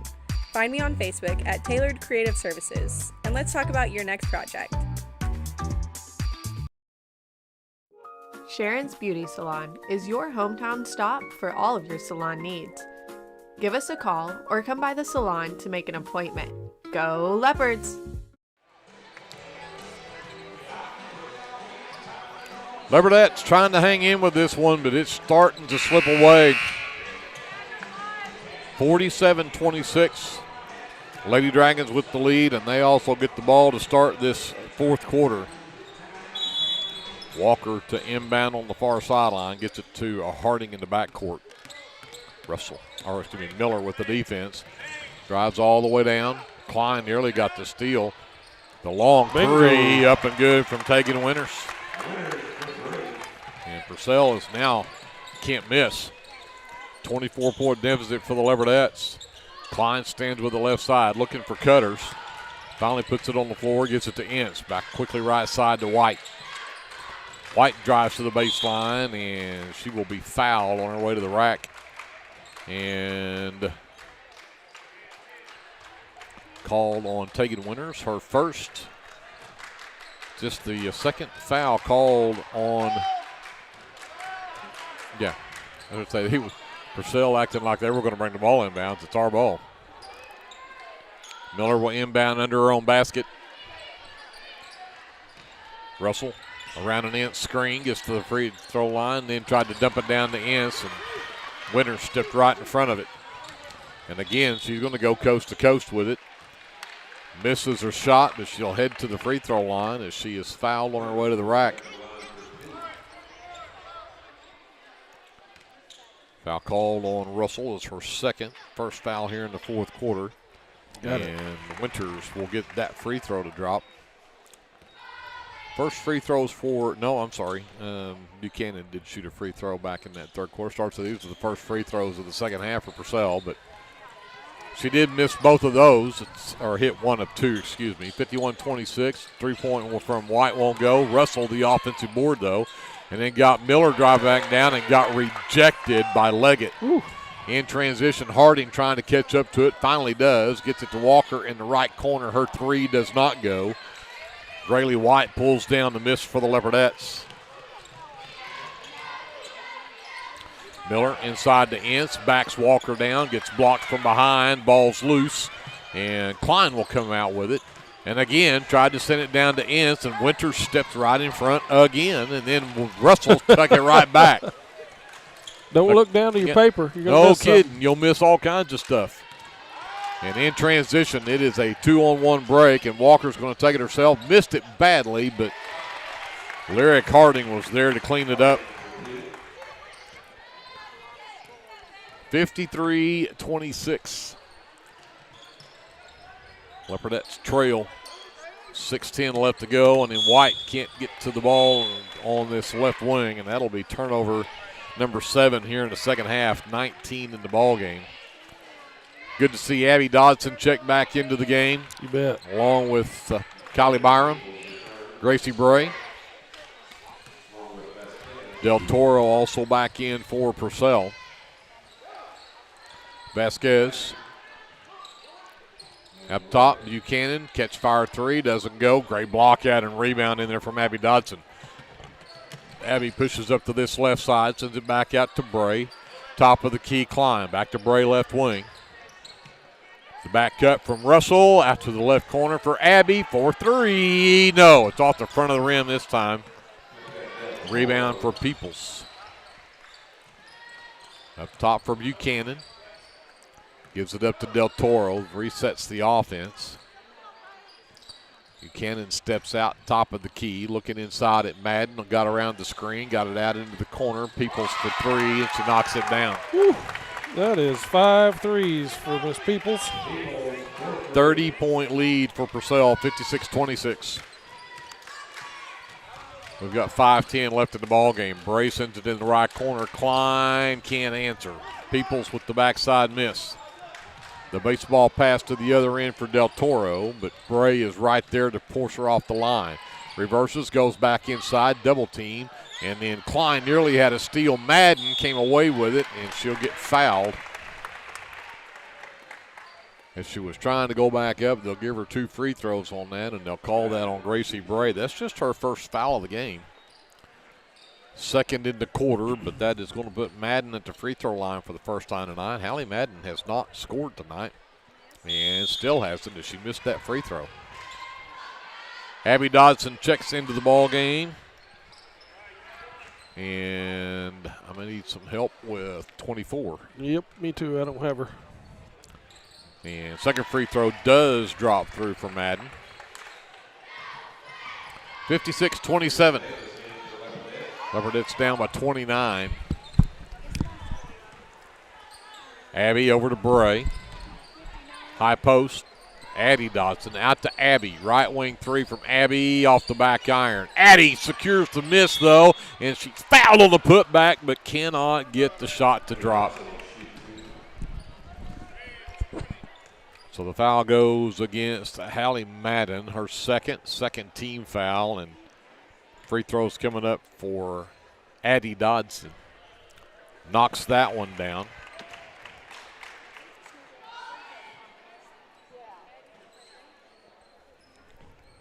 Addie tying up a free throw. Kiersey Davis is number 24.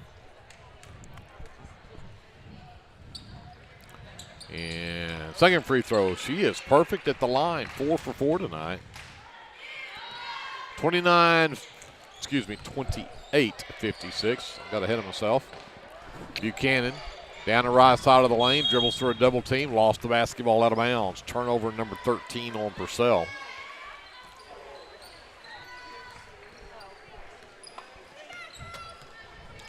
So here comes the Leopardettes as Bray brings it up the floor. Goes high on that right side to Abby. Into the right corner for Davis. Back out to Abby. And Buchanan bats a pass away. Abby comes away with it in the backcourt. All kinds of contact. They will finally get Del Toro with the foul. Just her second. Only the third team, so we're not shooting free throws yet. Halfway through this fourth quarter is, again, Coach Cooper going 5 for 5 here on his subs. Still a 21-point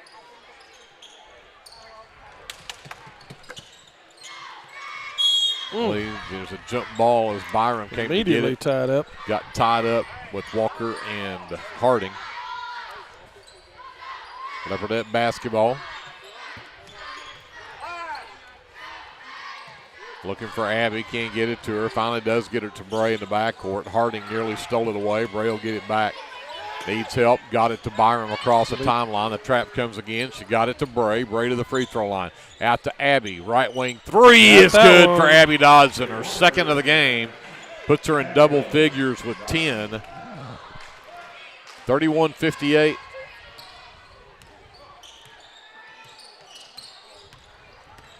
Harding on the dribble, and we got shoving and pushing going on, and we got a timeout called by Purcell. 3:33 left in the ball game. 58-31. Purcell with a 27-point lead when we come back after this. Leopardette basketball is presented by the American Exchange Bank on KBLP Live. T&W Tire is a family-owned, full-service commercial tire company. As a leader in auto repair, T&W is more than just tires. Our highly qualified mechanics can get you back on the road no matter what you drive. We also specialize in serving the tire needs of commercial fleets, oil and gas, construction equipment, and a variety of industrial applications. So for your automotive needs, look no further than T&W Tire, located at 410 Southeast 4th in Lindsay, Oklahoma, or look up one of our many locations on tnwtire.com. United Methodist Church is a community of believers in Jesus Christ who gather together to live their lives devoted to God and being connected with our neighbors through a shared faith and biblical foundation. We'd love to invite you for our Sunday worship. Services are 10:55 a.m. to 12 p.m. Come see us at 114 West Chickasaw Street, right here in Lindsay, Oklahoma.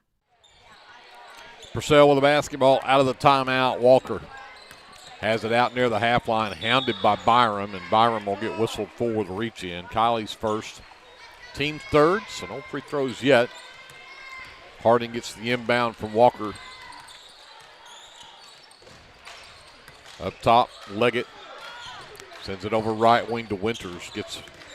Tries to get away from Abby, slips and falls, but gets it to Walker. Good defense from Byram there. Back over up top, Brady gives it back to Lyric Harding. They'll reset the offense. Leggett gets it, picked up by Dodson, and Abby Dodson with the steal. Outrun herself with the ball, but then got it taken away from her from behind. Quickly the other way, Harding. Byram hounds her out there. Can't come away with the ball. Knocks it loose, though, and she'll get it, and then does come up with the push. Good defense right there by Kylie. Just the little bump right there at the end. At the end, yep. Did great before that. Her second is the team's fourth, so the next one will put Purcell into bonus. Bray making it tough on Harding. Works left, now reverses, comes back across to Hines. Hines in the lane to Brady, out into the right corner. Winters driven off the line. Sends it back out to Brady. Over to Harding. Back up top to Hines. Addie Dodson with the defense there. Finally gets it into the hand of Winters. Takes Abby to the baseline. Just throws one at the basket. Wasn't even close. Addie Dodson pulls down the rebound. Bray with the outlet to Byram. Quickly ahead into the left corner. Abby with the three. It's off the mark, and the rebound will head out of bounds. Tell you what, really good defense by the Leopardettes the last couple of trips down the court. If we'd have been defending with that intensity the whole game, we might have a different outcome here. Very true. Klein, Miller, and White return along with Lopez. 1:45 left in the ball game. Still a 27-point lead for Purcell. Up top, Hines sends it over left side to Harding. Picked up by White. Brady down the baseline. They can't get it to her. Walker from the top of the key. Blocked by Miller and out of bounds. And they're going to say it is Purcell ball, which is the right call. Yeah, I think Davis went over there and got a little piece of that. She was trying to keep her feet inbound, couldn't grab the ball. So inbounds for Purcell under their own basket. Winters gets it to Hines. Back to Brady, drives the baseline. Floater too short, but she'll head to the line. Pretty much guarantee if Allie Brady gets the basketball, she's going to the rim. That's her MO. As Davis does pick up the foul, her first will put the Purcell team into bonus, although this one on the shot is 2 free throws for Allie Brady, and she misses the first.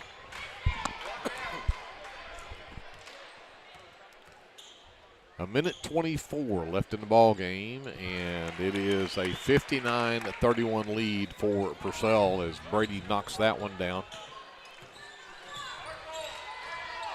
And Miller trying to get away from Harding. Gets it to Davis. Davis into the lane, out to White left wing. Gets around to Lopez screen. Dribbles across top of the key, picks it up, gives it to Miller on the right wing. Miller surveys. Now takes Harding to the baseline. Gets it out to Lopez. White over to Klein. Klein in the lane. Left elbow jumper from Klein. Too strong. Rebound pulled down by Winters. Ahead in transition to Brady, who missed the bunny. White was there to grab the rebound and then had it knocked out of her hands. It'll stay with the Leopardettes. Leggett back in. Hines will sit for the Lady Dragons. As White will push it up for the Leopardettes. As we are down to 35 seconds left in the ball game. Harding nearly got it away from Miller. Harding all over Miller over there. Lopez, top of the key, over to White, left wing. Surveys for the Cutters. Lobbing in there for Miller. It's knocked loose. White comes away with a loose ball, though. Davis between the circles. Drives down the line. Good drive. And got bumped. And we'll get not free throws yet because I think they're going to call it on the floor. Man. Brady picks up the foul, her second, but they call that on the floor, and since it's only the fourth team foul, no free throws. Klein looking for Lopez, and Lopez can't grab it because it's batted away by Leggett.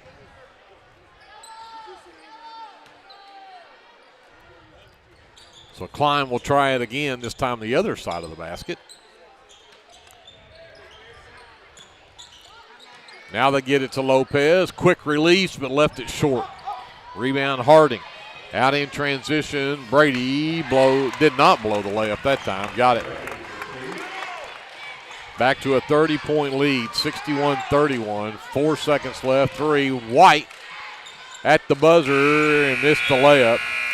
And the Purcell Lady Dragons will pick up win number 4 on the season as they defeat the Leopardettes 61-31. The Leopardettes will go to now 5-10 on the season. And we'll talk about next games up for the Leopardettes after this. This is Leopardette basketball presented by the American Exchange Bank on KBLP Live. For over 68 years, Winans Funeral Home in Maysville, Oklahoma, has been serving families in the area during their greatest time of need, the loss of a loved one. We treat each family as if they were our own and consider it a true calling to minister to each and every family that calls upon us.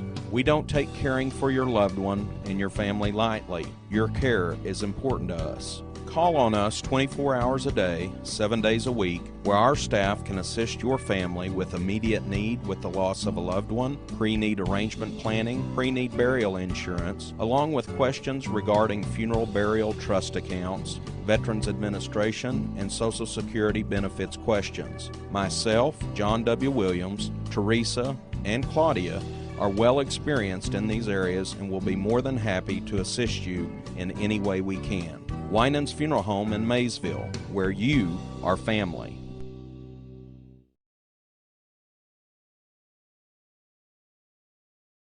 If you need local trash pickup with quality service at a fair price, call Red Dirt Waste Services today at 580-432-5697. Red Dirt Waste Services is locally owned and operated, offering household, residential, and light commercial trash pickup in Lindsay and surrounding areas, including Ellick, Bradley, Bray Doyle, Cox City, Elmore City, and Foster. Red Dirt Waste Services does household cleanouts too, and they offer 96-gallon poly carts and dumpsters. Bagged, loose, or heavy items, doesn't matter, they'll come get it. Red Dirt Waste Services even offers valet service, so you don't even have to take your trash to the curb. Schedule your weekly pickup today by calling 580-432-5697. Stop paying more than you have to for quality, dependable, and locally owned trash pickup. Call Red Dirt Waste Services at 580-432-5697. That's 580-432-5697.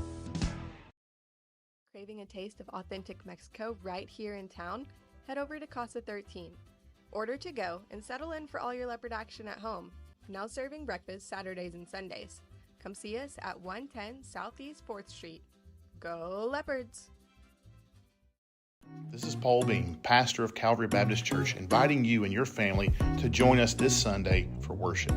Bible study classes begin at 9:30 a.m. and worship follows at 10:45 a.m.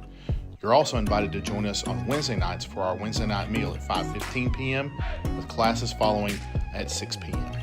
Come and join us and discover what God is doing at Calvary. We are located at 410 West Chickasaw. You can also visit us on the web at cbclindsay.com. Attention Lindsay, Design It has a brand new home at 306 South Main, and we can't wait for you to see it. Step into our fresh new space and check out our latest spirit designs to cheer on your favorite local school teams. Whether you're looking for custom apparel, spirit gear, or unique designs that show your school pride, Design It has you covered. Come celebrate our new location today at 306 South Main Street in Lindsay, because at Design It, school spirit starts here. Legacy Roofing is a family-owned and operated business that serves Lindsay, Oklahoma and surrounding areas. We specialize in getting your home back to its best, whether it be annual wear and tear or storm damage. We don't just fix roofs, we take care of your home. Legacy Roofing, family-owned, community-focused, and always here for you. Call us today for a free estimate at 405-756-8855 and let us protect your home with the care it deserves. American Exchange Bank, right here in Lindsay, is a locally owned and operated community bank that believes in just that, you, a community of fellow leopards. We love our customers. We feel very grateful for each one. So if you are looking for a safe place to put your money, need help achieving that next dream project, or are simply looking for a different banking experience, give us a call at 405-756-3101. We look forward to serving you each day. Member FDIC and Equal Housing Lender. American Exchange Bank, right here in Lindsay, is a locally We're back owned to and wrap operated up the girls' community bank. matchup. It did not go the Leopardettes' way tonight. The very good Purcell team handed them a 30-point loss, 61-31 the final score. Looking at the officially unofficial numbers, both teams only had one girl in double figures. For Purcell, it was Riley Peoples after 5 threes in the ball game, finishes with 19 points tonight. And Hallie Buchanan finished with 9, had 7 of those in the third quarter. 6 points from Tegan Winters, 5 points apiece from Lyric Harding and Allie Brady. Also 9 points from Liliana Del Toro. She had 9 at halftime, had 3 threes in that first half. Sorry I missed her. 4 points from Avery Hines, and then 2 points from Isabella Walker, and also 2 from Hallie Madden for the Lady Dragons, and 7 of 11 from the free throw line tonight.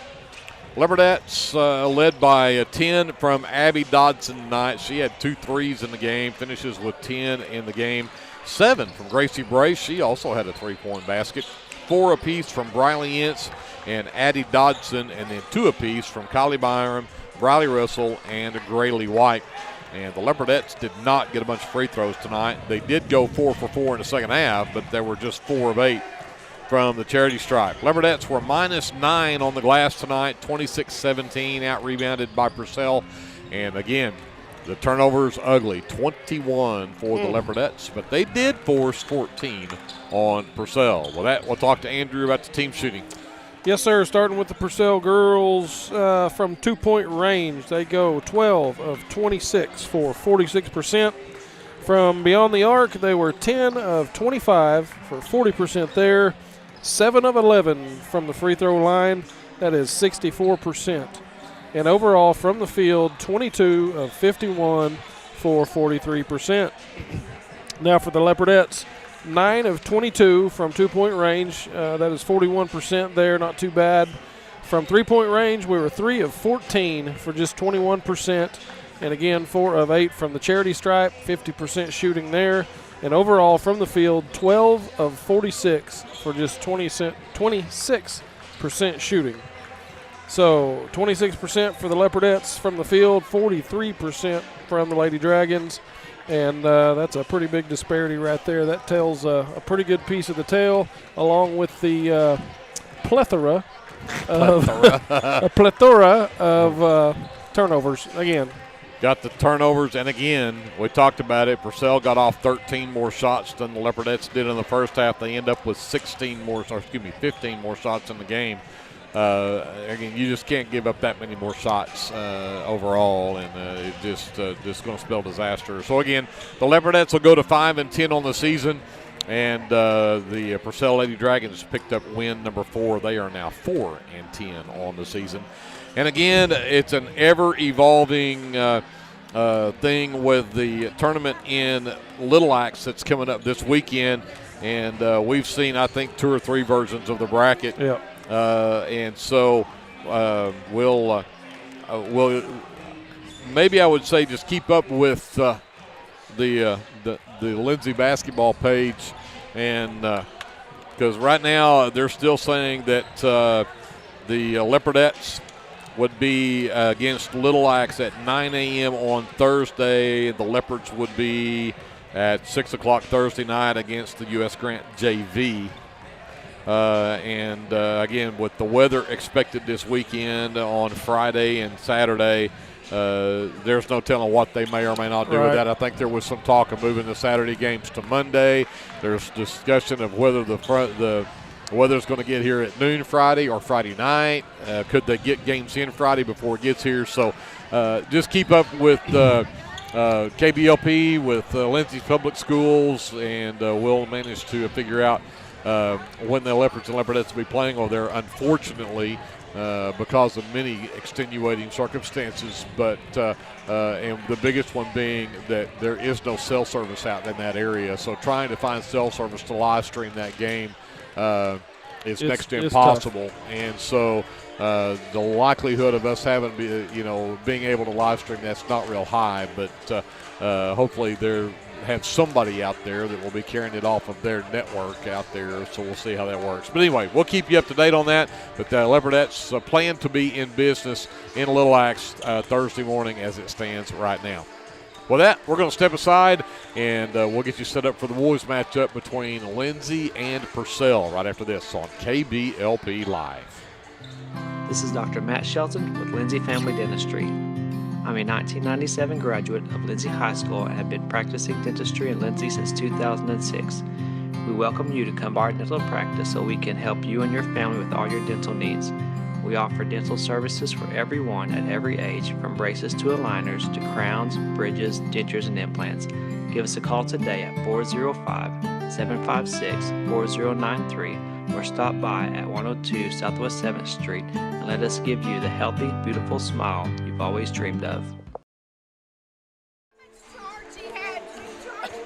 Back here at Leopard Arena as we get set up for the boys matchup, the Lindsay Leopards, the Purcell Dragons. And this is another one of those, as Andrew likes to call them, trap games where you've got a Purcell boys team that comes in 8-5 on the season. You've got a Lindsay Leopards team that comes in 14-0. They're tied for rank number 6 in the state. But this is a boys team from Purcell. We talked about they've hired Matt Lone back as their head coach. And to really make this an even better boys team, Lee Reimer of Purcell coaching fame, who had retired and stepped aside, is back on the bench as the assistant coach for Matt Lone.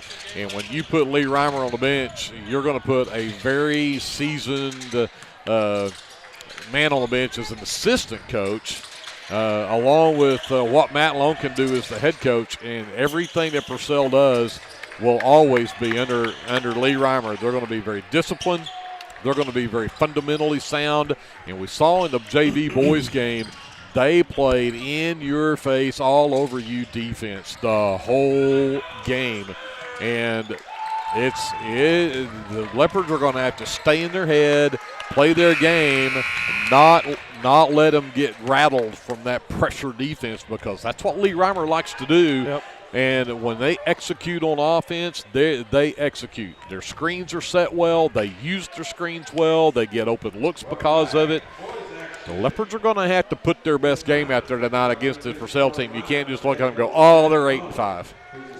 No doubt about it. I can't find a single thing that you said that I can argue about. Yeah. So let's see what happens here as we get to your starting lineups for the Purcell Dragons. Number 22 is Kenan Colburn. He's a 5'9" senior. Number 1 is Jamie Resendez. He's a 6'3" senior. Resendez is their leading scorer. Number 24 is Ryder Ward. Ward is a 6'1" senior. Number 12 is Drew Blair. He is a 6'3" senior. He and Resendez will usually battle it out for the leading scorer. And then you bring in number 21, Keaston Martin. Keaston Martin is a 6'2" senior on this Purcell team. And again, when you look at their guys, Resendez, Blair will typically lead in everything they do, but Martin can come in and score as well. And Colburn can really facilitate. So this is going to be a test for the Leopards. Again, Purcell 8-5 on the season. Head coach is Matt Lone. He's assisted by Lee Reimer and Jason Tompkins. For the Lindsay Leopards at guard, they start a 5'9" senior. Number 1, Armando Hernandez. At forward, the 6'2 junior, number 2, Isaac Cameron. At guard, a 5'10 senior, number 3, Creed Taylor. Will need his three-point prowess tonight. Yes, sir. At forward, a 6'1 senior, number 10, Hunter Russell. And then they'll round it out with the big man, the 6'4 senior, number 12, Gustavo Torres. The Leopards, again, 14-0, undefeated on the season. Ranked number 6, tied for number 6 with Crooked Oak, technically, in the state in Class 3A. Head coach is Timmy Boyer. He's assisted by Lance Osborne and Chase Byrne. This one will be fun from gun to gun. Well, I'm excited, ready to see these guys mix it up. Yep. Looking out here and looking down at the paper here, we don't have weights for these guys, but I tell you what, as far as body size, Mr. Torres has got them all whooped, and he is a physical player, got good footwork, passes well, and I tell you, if we can get the ball down to him, I know Purcell's going to bring the physicality here, but Torres is going to bring the brawn, I think. So, yep, it'll be fun. Purcell will get out and run. They'll play tough defense. They're going to make life miserable for the Leopards. Cameron and Martin ready to tip it off and tipped in the direction of Purcell, and Colburn will come get it. Picked up by Hernandez. They immediately go to the left elbow to Martin. Back out between the circles to Blair. Blair again, a three-point specialist. Resendez gets it. He can do the three. He can also do that right there. Drive the lane, the dump off underneath, but Martin couldn't finish. Torres will get the ball. Here comes Hernandez. Russell left wing. Up top for Cameron. Quickly right side. They screen for Taylor up top. Ran off the three-point line out there by Colburn, though. Cameron now double teamed, and Taylor saved it from going backcourt. Quick hustle by Taylor. Hernandez waiting on a screen for Torres. Now goes inside, sends it quickly into the left corner. Taylor for 3. Got it. Look at that. Unselfish by Hunter Russell to give the corner ball up to Creed. That's his spot. Yep. Leopards jump out up top early, 3-0. Here comes Colburn the other way. Blair. They're working back around left side. Resendez for the answer. No, it's an air ball. The backside miss for Hernandez. They want to get out and run. Hernandez down the left side of the lane against Colburn. A runner, Man, what a strong no. move. Taylor fights for the miss, but Martin will come away with it. So Colburn will walk it up from Purcell.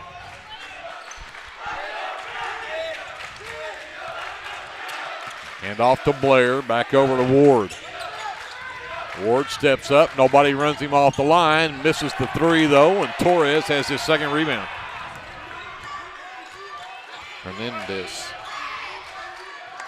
sends Cameron through the lane, and then Hernandez lost the ball as Ward strips it. The wrestle, trying to get it back, and they'll get a jump ball. Leopards have the possession arrow.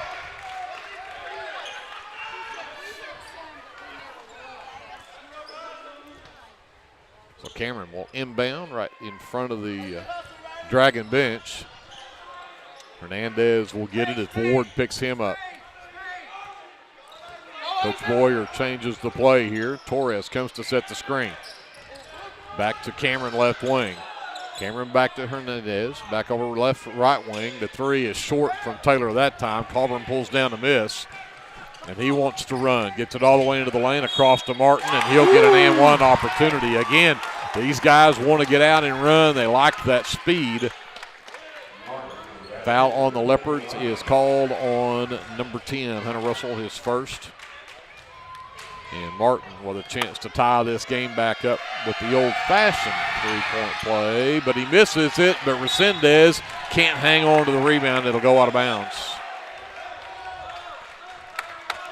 The Leopards have a 1-point lead in the ball, 5:45, and here is a 1-2-2 half-court trap.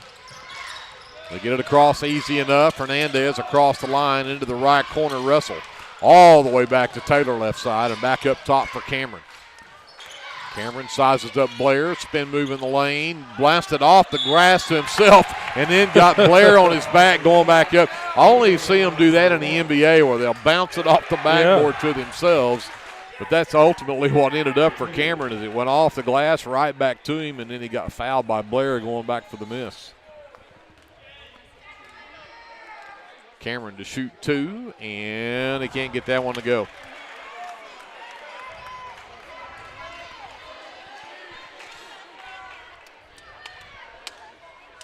Second free throw from Isaac Cameron on the way and good.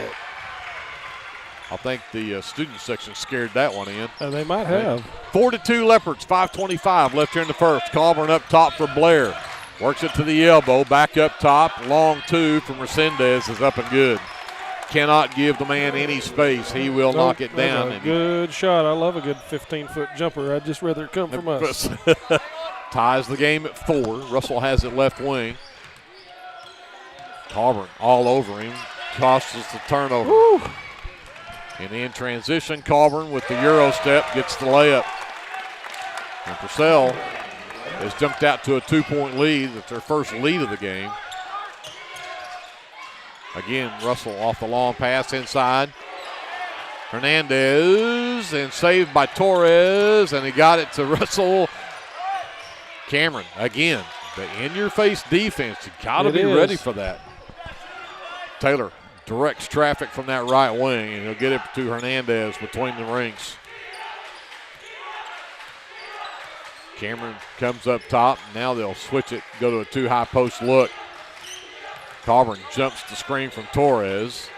Cameron now on the handle, gives it back to Hernandez, back to Cameron in the right corner. And a lazy pass, turnover number 3. Here comes Resendez the other way. That's good defense right there. Cameron will foul Resendez and sorry, go ahead. Now not giving the shot, going to make him bring it in on the baseline. Isaac's first, team's second. Ward will inbound. Martin at the free throw line. Spin move on Cameron. The step through. And Taylor with the steal, but he can't come up with the ball. Ward does. Again, they will hustle after every loose ball. I mean, they don't ever quit. That's that. And I'm, again, not to take anything away from Matt Lone, but that is a Lee Reimer mentality. Blair misses a shot. Gus has his third rebound. Ahead to Taylor in transition. Double teamed.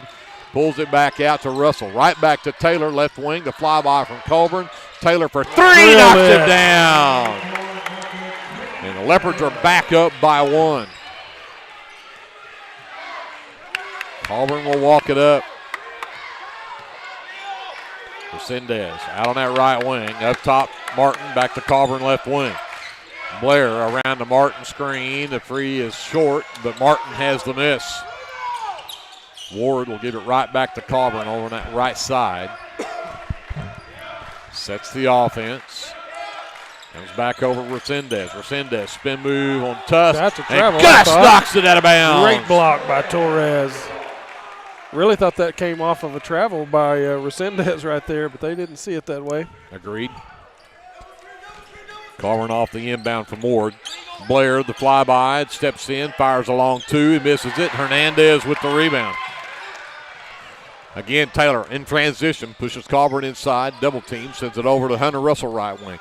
Russell around Blair to Torres. Nice. Torres back out to Taylor, left corner 3. Got it! Taylor's third 3, Leopards up by 4.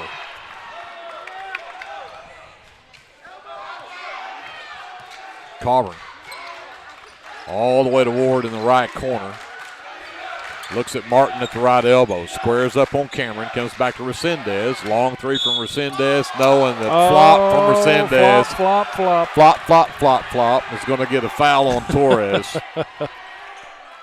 His first will be the team's third, but it's going to put Resendez on the line for 3.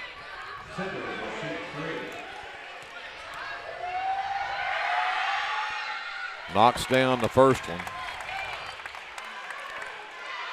Makes it a 3-point Leopard lead. We've got 2:19 left to go. Here in the got that one. First quarter, is Resendez has now got 4 points as he's got 2 of these 3 free throw attempts. Got them all 3, and the Academy Award goes to Resendez. Resendez. 10-9, 1-point Leopard lead. Russell gets it to Cameron right side. Steps through a double team. Jumper, no. Coburn with the backside miss. Quickly ahead left side. Blair down the baseline. Gets inside, double team. Sends it out to Coburn, top of the key. Great recovery from Hernandez right there. Auburn gets it back as he sets the offense up. Resendez left side, goes baseline. Cut off by Torres, work it back to Martin. Martin to the elbow, sends it back over left side. Resendez, again he attacks the rim, lays it up and in. He's got drive right there, good finish. He's an athlete. 7 of the 11 points belong to Resendez, and Purcell went right back up on top. That is a 5-0 run. And Cameron missed it short, trying to draw the contact. The loose ball pulled down by Coburn. We hit a minute 10 left here in the first quarter. Purcell has a 1-point lead. 11-10 our score. Ward sends it back to Coburn between the circles.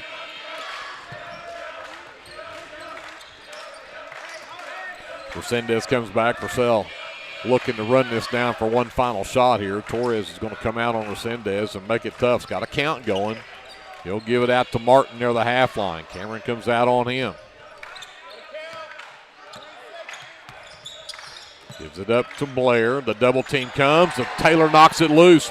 Taylor stops, knocks down his fourth 3. Wow. Taylor is smoking hot. 13-11. Leopards back up by 2 off of the turnover. Ward tries to answer, and he does. 14-13. Purcell by 1. 15 seconds left. Cameron, can he answer? No. Back iron. Torres fights for a rebound, and we'll get a foul. And I'm going to say on Purcell. And it'll go on Resendez. His first, just the second team foul. 9.5 seconds left. Torres and Cameron are going to check out. Number 11, Zach Howie, the 5'6 junior, and number 4, Maverick Dodson, the 5'9 senior, check in. Taylor and got the contact. Yeah, knocked it down well after the shot, but he did get Blair in the air. Blair picks up his second. And that may earn him a seat on the bench as number 30, Trip Eck, the sophomore, checks in. Taylor in the right corner. Got around Coburn, but they're going to call him for the hook. So Taylor picks up his first, the team's fourth.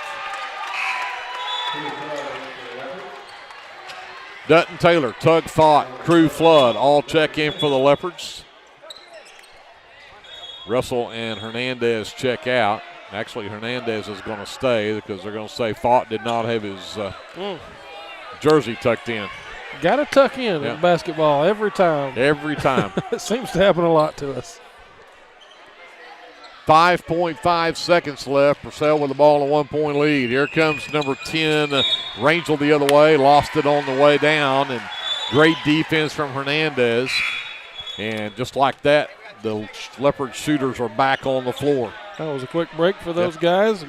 Got 2.1 seconds left, looking to maybe get a basket and a lead right here. Hernandez to Cameron. Down the lane at the elbow. Ooh, Taylor can't get it to go, but great try. First half, much like what we expected. 14-13, Purcell with a 1-point lead. We'll step aside, come back right after this. This is Leopard basketball presented by the American Exchange Bank on KBLP Live. Are you struggling to find a health insurance plan that fits your needs as well as your budget? Let me, Matt Powers, a licensed insurance agent, help you navigate the insurance maze and find the best plan for you. Together, we'll search a variety of plans from nationally recognized carriers at no cost to you. We can talk over the phone or in person. Why stress or wonder if you're choosing the right plan when I can help you for free? Call today and let me help you. A friend is someone who knows where you came from. Someone who always shows up when you need them. Hey, Ben. Someone who's there for the good times and the challenging ones. With comprehensive insurance policies backed by award-winning customer service, Shelter Insurance is committed to being there when you need us most. When the unexpected strikes, see Shelter Agent Caleb Smith in Lindsay. We will start with Purcell with the basketball in the second quarter and a 1-point lead, 14-13 over the Lindsay Leopards.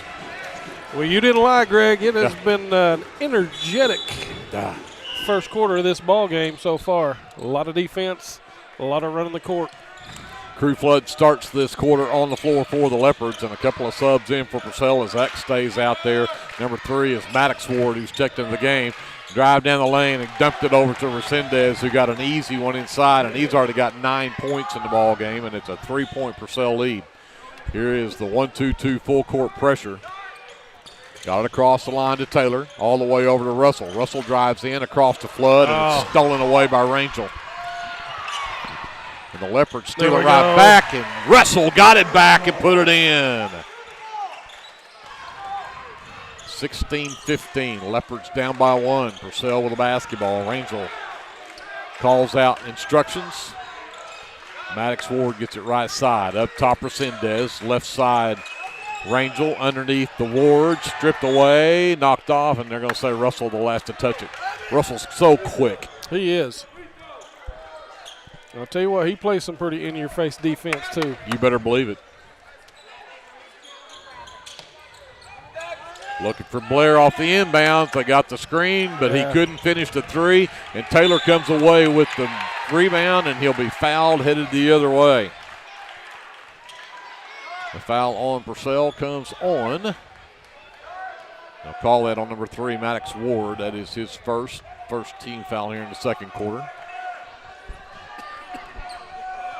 So Rangel will pick up Hernandez in the backcourt. Gets around him easily, takes it all the way down, sends it to Torres. Back out to Taylor. Is he still hot? No, that one won't drop. Man. And that time a good block out from Trip Eck. Picks up the over-the-back foul call on Crew Flood. Tell you what, that ball from Taylor went halfway in the bucket and came back out. It sure did.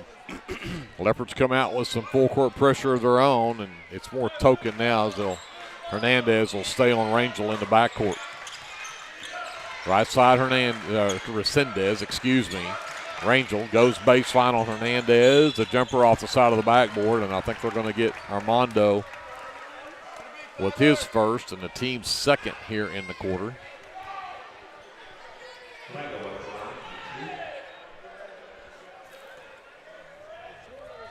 .634 left here in the first half. It's 16-15, Purcell by 1, and it'll stay there as Rangel cannot knock down the first of 2 free throws. Martin is back in. Colburn also returns. And Rangel does get the second one to go. 17-15, Purcell by 2. Hernandez up the floor. Across to Russell. Torres in the corner. Takes Resendez down the baseline. Spin move inside. Trapped and traveled with it. Yeah, I got the travel. 5th turnover on the Leopards. Tell you what, they're giving Torres a lot of grief down there with that double. Colburn will bring it up. Hernandez with the defense. And we're going to get an offensive foul called on Kieston Martin as he was trying to get away from Crew Flood. Couldn't make it happen. Martin's first will be the team's second in the quarter. Flood checks out. Cameron returns for the Leopards. And again, full court pressure from Purcell. Hernandez will get it in, and again, it's man pressure, so they'll just clear out and let him go on one-on-one with Rangel. Rangel knocks it loose. Hernandez got it back. Got away from him. Drives down to step through. Got it to Taylor in the corner. Right back inside. The layup up and good for Hernandez. Ties the game at 17 with 5:50 left in the second quarter, and Coach Matt Lone wants to talk about it. Timeout on the floor. tie score, and we'll come back after this. You're watching Leopard basketball presented by the American Exchange Bank on KBLP Live.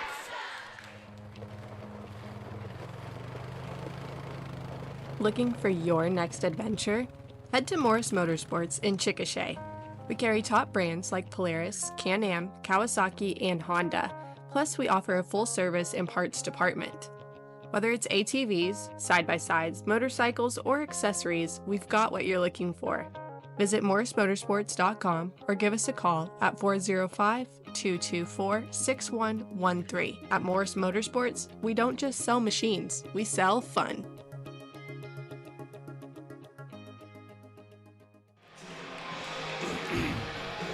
.551 left here in the second quarter. Purcell ball out of the timeout, but the Leopards have tied it up at 17. Colburn will bring it up for Purcell. Hernandez with the defense, pushes him up that right side. Resendez gets it top of the key, puts it up from there. Might have gotten partially blocked. Hernandez comes away with the miss. Taylor right wing has Rangel on him. Back to Hernandez between the circles. Gives it up for Cameron. Torres, top of the key, works around, looking for Taylor. Taylor will get it back. Rangel again, all over him. Now they got a mismatch inside if they can get it to Torres, and Rangel knocks it loose and out of bounds. It'll stay with the Leopards. Boy, the Dragons have made it just so tough to get that post entry down there. Maddox Ward will check back in for the Dragons. And in the far corner, Hernandez gets it out to Taylor. Thought about that three. They'll double team him on the trap. Comes up top, and Ward nearly had a steal right there, but it went off of his foot out of bounds. The Leopards get a break. Cameron to Taylor in the right corner. Again, Colburn hanging all over him. Coming back up top to Hernandez. And pass knocked away, but right back to Hernandez. He will take it down the lane, put it up off the side of the backboard, no good. And Rangel comes down with a miss. In transition, Ward can't come up with it. Send it back over the right wing. Blair for three. It's off the front of the iron. And Creed Taylor comes away with his second rebound. Ahead, Hernandez back up top to Taylor. Taylor down the lane. The hook shot won't fall, and Ward comes down with it. And again, looking to run. Here he comes to that right side. Ran over Russell, no whistle at all, and they'll show the three from Colburn in the corner. I mean, absolutely plowed over Russell. Yes, he did. 2017, Purcell by 3, 4:05 left. There's a reach. And Torres tried to send it to Russell in the corner. Leopard 6 turnover. Blair. No, Rangel checks out.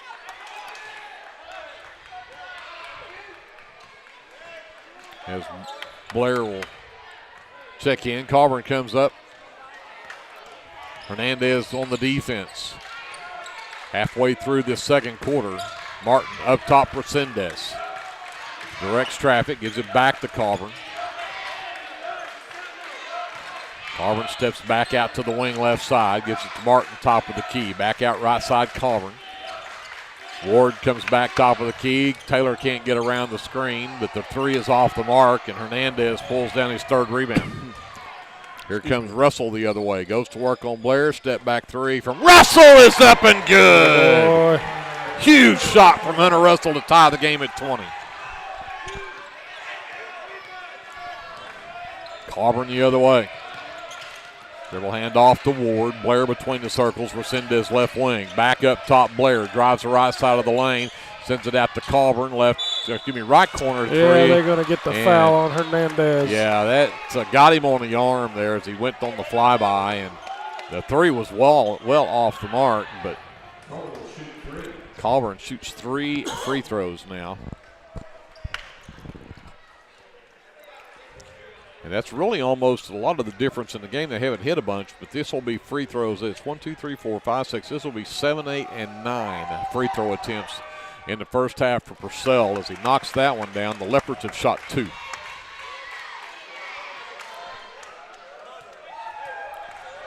Covern's second one on the way. It's also good. Pushes the Dragons back up by 2 at 22-20. Ryder Ward back in the ball game as Covern goes 3 for 3 at the line. The boys can shoot free throws. 7 of 9 from the free throw line, and the Leopards are 1 of 2. 23-20 Purcell. Cameron on the dribble. The handoff to Torres between the rings.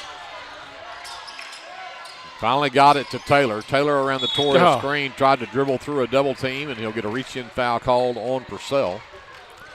And it'll go on number 24. That is Ryder Ward's first, team's third, so no free throws. Hernandez on the baseline to bring it in. Got it to Cameron, low post left side, and they're going to say he did the jump before he did the dribble, and turnover number 7 on the Leopards. So Purcell with the basketball and a 3-point lead, 2:45 left as Covern races up the left side, sends it back to Blair, top of the key. Ryder Ward to the baseline short corner to Resendez, looks to back down. Martin sends it out to Blair. Left wing 3 from Blair is up and good. 26-20, Purcell with their biggest lead of 6, 2:25 left to go. Russell up top, Taylor. Works around the Torres screen, drives down, dumps it, and pass was tipped right into the hands of Cameron, who can't get the shot to drop. Resendez will pull the rebound down, though. And he'll bring it up the floor with 2:05 left. Ward. Blair, Resendez, left side, looks to go baseline. Runner doesn't go, and again, the offensive foul. Great job. Isaac Cameron giving it up to force Resendez to pick up his second personal. 4th team foul. And that'll get Resendez out of the game as Maddox Ward will check back in the ball game. So now I've got Maddox and Ryder on the floor since they're both last name Ward. Again, full court pressure here as they can't get the trap. Taylor to Torres. And Taylor started to cut down and then didn't. And since he didn't, that should have been a travel. And in transition, it won't go. They're going to say the backboard got hit, and they're going to count the basket. Was that Covern that took that shot? I believe it was. It was. Or was it Maddox Ward who took that shot?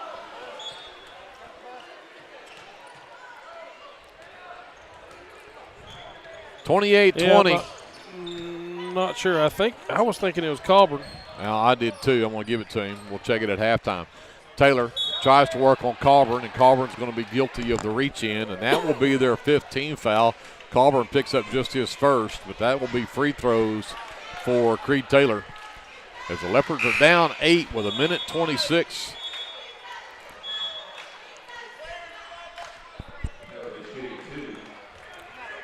Not sure how far the Leopards have been behind here. The question was, is this the biggest deficit the Leopards have faced this year? And I'm not. It may be close. I may have to go back and look. Yep, I don't remember being down more than that. Taylor goes 2 for 2 at the line. He's got 14 points in the ball game, and Coach Boyer wants to talk about it. 28-22, Leopards are down by 6 with 1:26 left to go. We'll take a timeout. We'll come back to Leopard Arena after this. This is Leopard Basketball presented by the American Exchange Bank on KBLP Live. Sharon's Beauty Salon is your hometown stop for all of your salon needs. Give us a call or come by the salon to make an appointment. Go Leopards!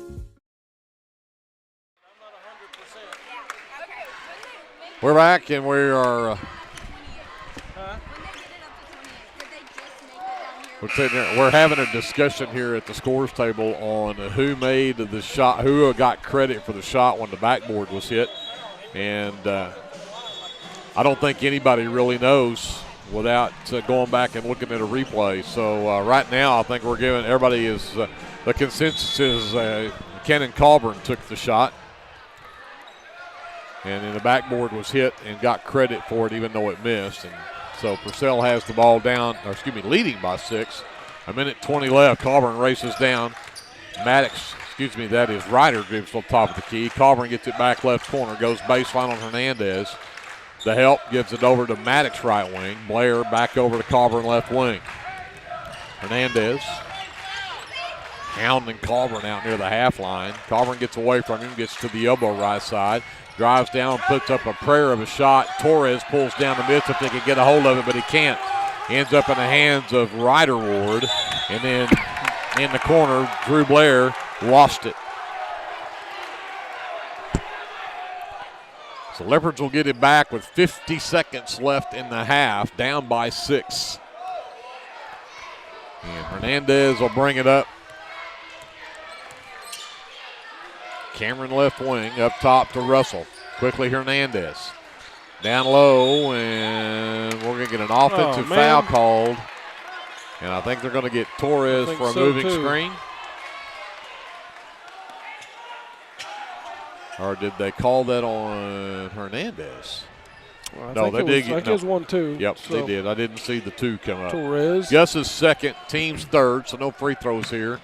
And Crew Flood was ready to check in, but didn't get to the scores table quick enough. Thought did get into the game to replace Torres. Colburn trapped. Got it away to Blair. Backside. Maddox Ward up top. Colburn again. They look to trap. Martin top of the key. Pushed out by Thought. Get it over to Colburn on the right wing. Locked down to 12, 11 down to 10. Maddox drives the lane. Gives it to Ryder into the lane to Maddox, and Maddox puts it up and in. They couldn't have drawn that up much better. Nope. Down to 3, down to 2. The half-court shot is short. And the Leopards are going to be down at 8 by 8 at halftime. 30-22. Purcell playing lights out here in this first half. Send it back up to JD. We'll take a timeout. We'll come up with our officially unofficial stats from the first half right after this on KBLP Live. If you have a hankering for the best barbecue in South Central Oklahoma, then get yourself down to the Meat Locker Barbecue in Lindsay. Every Monday, Thursday, and Friday, located just off of Highway 19 at 106 Northwest 4th. At the Meat Locker, we work hard to bring you the most consistent, delicious, slow-smoked barbecue around at a price that won't break the bank. And don't forget, we cater too, and we'd love to do the cooking for your next event. So come see us or give us a call at 405-428-1198 and visit our new website at meatlockerbbqok.com for the latest Meat Locker merchandise. We're proud to sponsor this broadcast of Lindsay Leopard Athletics and want to wish all the students, faculty, and staff a successful year. For all your construction needs, give Brad Taylor a call with B&S Construction at 1-405-428-0039. B&S Construction specializes in concrete pads, sidewalks, and metal buildings of all sizes. Call Brad today for a free estimate. The crew at B&S Construction would like to wish the Leopards a safe and successful season. Go Lindsay!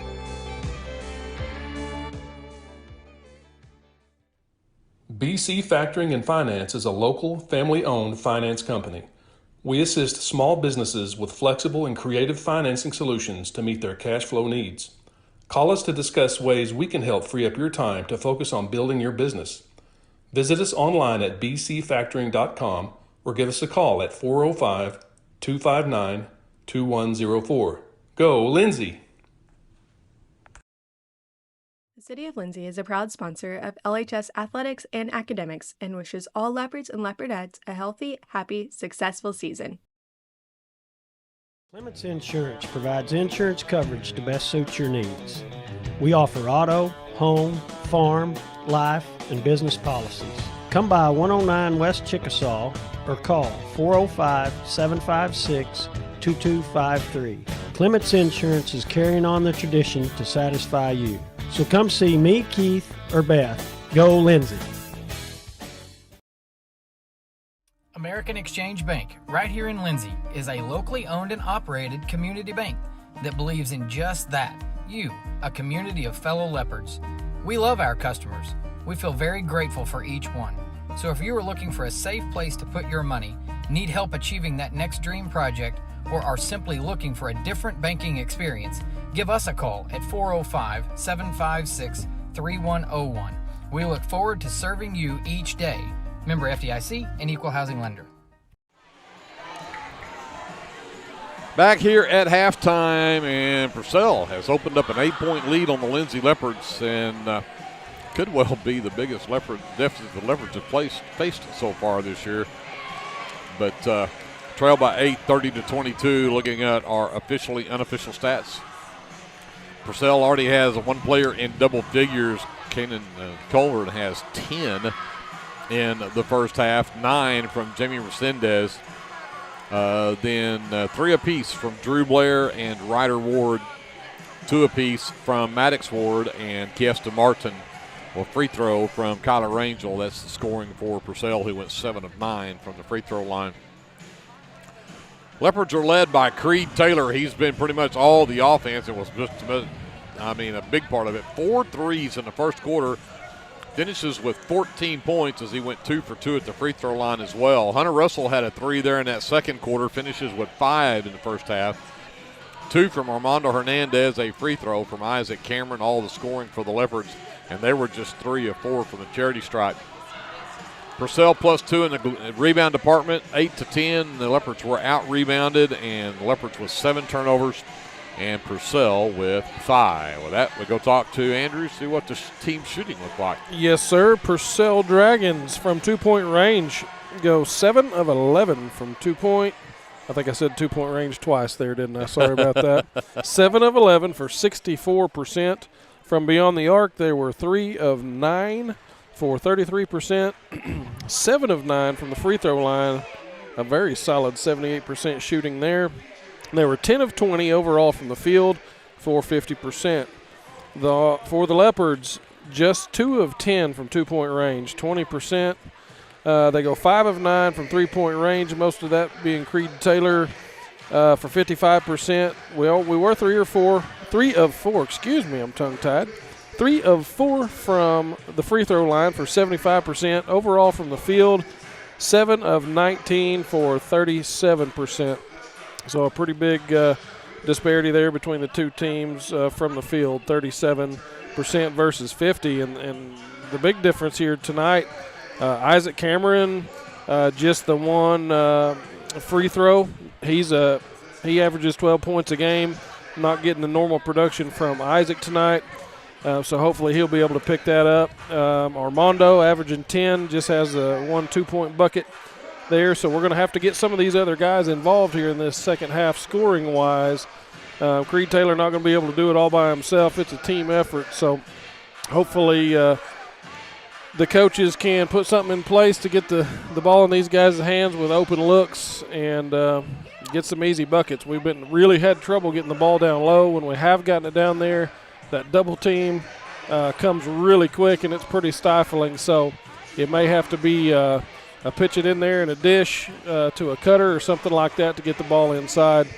But either way, we got to get more scoring from some more dudes. Agreed. Taylor had those 4 threes in the first quarter, but had just 2 free throws in the second. They already figured out a way to kind of shut him down. So got to get something going. We'll see if they do that here in the second half. That is your unofficial stats and your your American Exchange Bank halftime show here on KBL. First American got a free plug, didn't they? They did. Never mind. I'll shut up. Long story because I was in Purcell today. We're going to send it back up to JD. We'll take a timeout, and looks like the Leopards do have the ball to start the third quarter. Let's see if they can get the offense rolling when they do. We'll come back right after this on KBLP Live. Incorporated is a proud supporter of the Lindsay community. We hope you'll keep us in mind for all your oilfield electrical needs. You can give us a call at 405-756-4773. Hey friends, Danny Daniels here. I wanted to take a moment and let you know about a very helpful service that I provide for you and your family in our community. I own and operate Danny Daniels Pest Services, and I would like to ask you to call me the next time you have a need or desire for effective, safe, and affordable pest services. If you have spiders, roaches, ants, fleas, ticks, scorpions, crickets, whatever, I can help. Give me a call at 405-428-3833. That's 405-428-3833.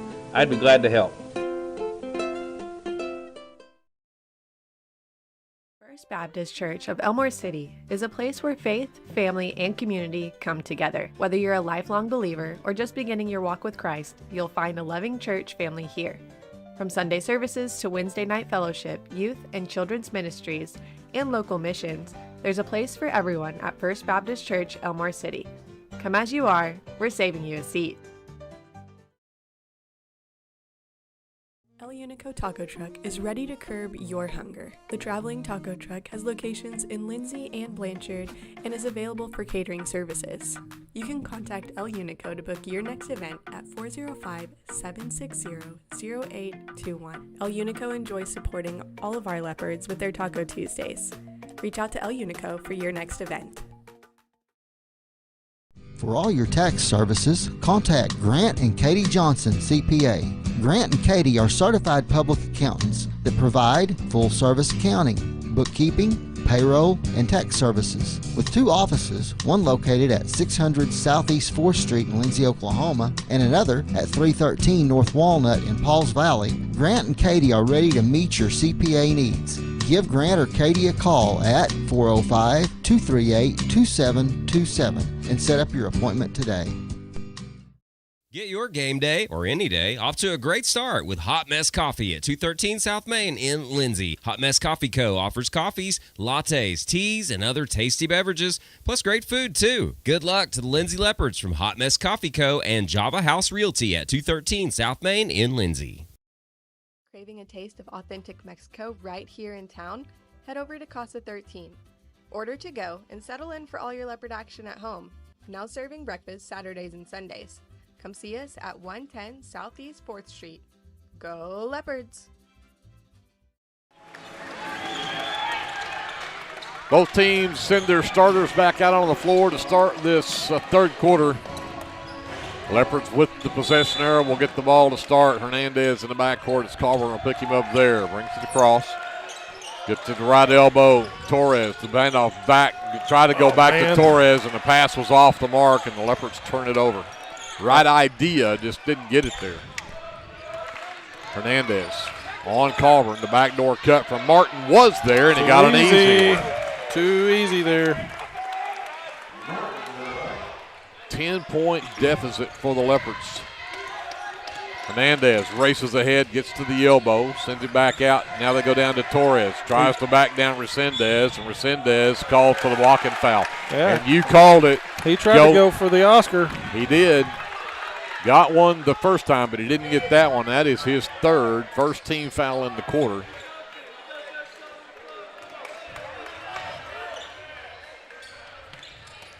Taylor off the inbounds. Left wing, drives into the lane, sends it to Russell right corner. He takes Blair into the lane, and then the Leopards nearly turned it over. Yeah, unfortunate to get that back right there. Cameron with Martin all over and gets away from him. The jump step underneath. The reverse from Hernandez won't go. The tip in from Torres doesn't go, and Carver comes away from it, and then a silly foul from Armando is his second. First team foul here in the quarter on the Leopards.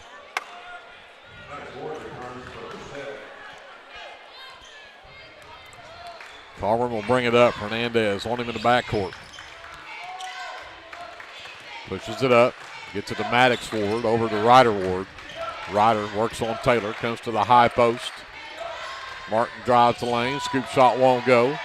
Rebound pulled down by Hernandez.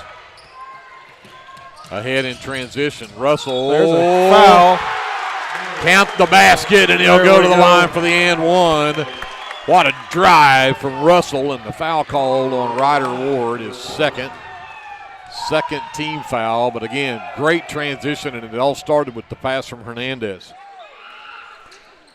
Russell knocks it down. He's got 8 in the ball game, and the Leopards are back within 7. Carver to Ryder, back to Carver, up top Martin. Back over to Blair, right side, takes the baseline, gets rejected, and it's out of bounds off the Leopards.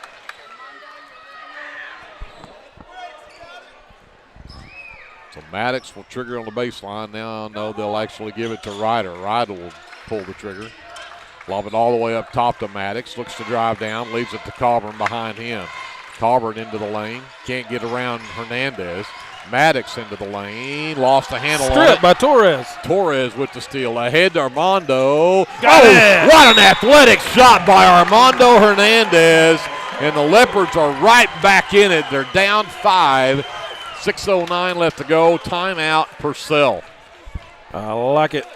I said the Leopards are going to have to come up with an answer. They have so far as they've gone on a, 5-2 run here to start this quarter. We'll take a timeout with them. We'll come back after this. Leopard basketball is presented by the American Exchange Bank on KBLP Live.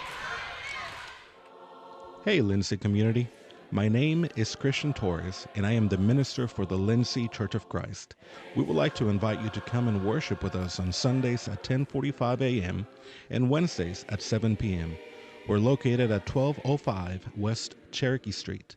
Here at the Lindsay Church of Christ, you will find the truth of God's Word, spoken in love, and a group of people who love God and one another.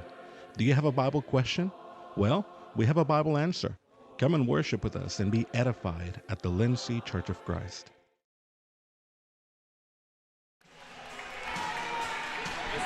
So the Leopards have climbed back in. 5-2 have outscored the Dragons here in this third quarter so far. They were down 10. But then this 5-0 run has pulled them back within 5. Rangel has checked back in for the Dragons, as Resendez is out with those 3 fouls. They trap Rangel, got it to Maddox. Colburn's 3 from the left corner, skips across, no good, and Cameron claims a miss. And a foul. And then Maddox Ward with the reach-in foul, picks up his first and the team's third. So Maddox Ward checks out, and in for the first time, number 5, Alexis Rojo, the 5'8" senior.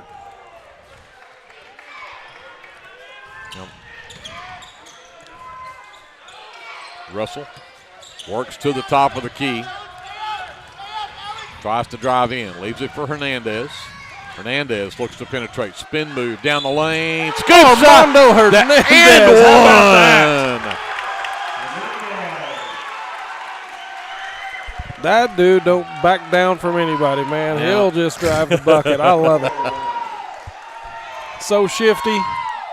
Jumps so well, and the great English on the ball. Rojo the foul. Hernandez completes the and one. He's got 7 in the game. And it is a 32-30 ball game. Got a shoe on the court here. I don't know who lost it. Cameron's missing a shoe. Official timeout is Cameron's going to get his shoe thrown over his head by the coach. Now listen, that's what I call hustle right there, Greg. Ran completely out of his shoe. 32-30. The Leopards were down 32-22, and they've gone on an 8-0 run since then. Pulled back within 2. 5:25 left in the third. Martin up top to Blair. Back to Rangel left side. Rangel steps up, fires the long 3. It skips across, no good. Rebound tipped. Cameron comes out of it. Here comes Hernandez the other way. He looks to size up Rojo again. Picks up his dribble this time. Gets it to Torres left side. Back into the right corner. And a travel. We're going to call it travel on Russell. I didn't see that one. I had an official right in front of me, so I couldn't see it. Yeah, I mean, he had the better look over there, so I'll defer to him. I sure didn't see it. Coburn, they'll look to trap him in the backcourt, and the pass is tipped. Cameron comes away with it, and an offensive foul. Yeah, Cameron whistled for the offensive foul. His second is the team's second. Yeah.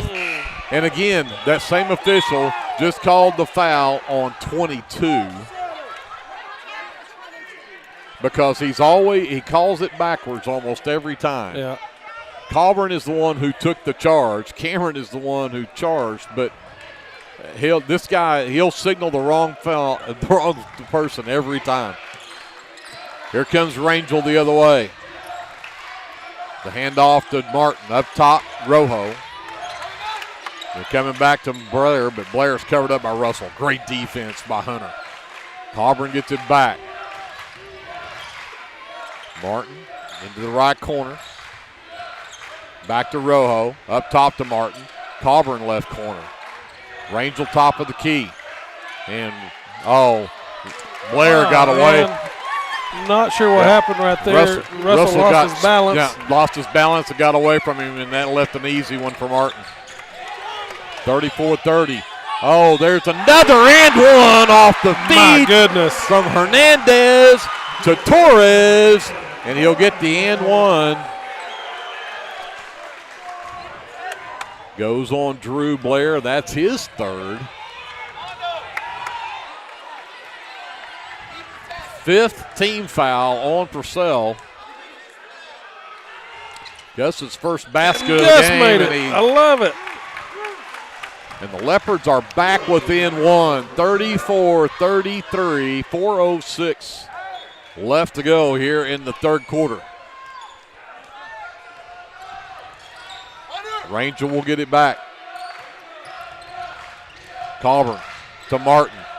Right wing, Rangel down to the short corner. Maddox out to Coburn. Short corner left side. Martin can't get away from Torres. Good D. Good back D. out to Rojo. Rangel will reset it out near the half line.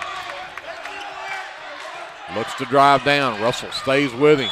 And Russell got the hand check, and that is, Yep.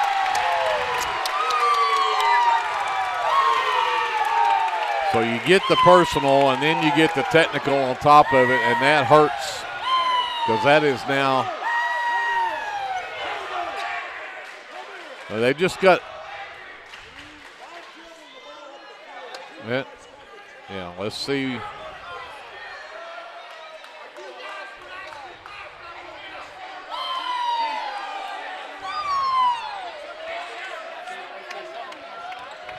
So they're going to put Rojo at the line to shoot a technical free throws, and he missed the first one.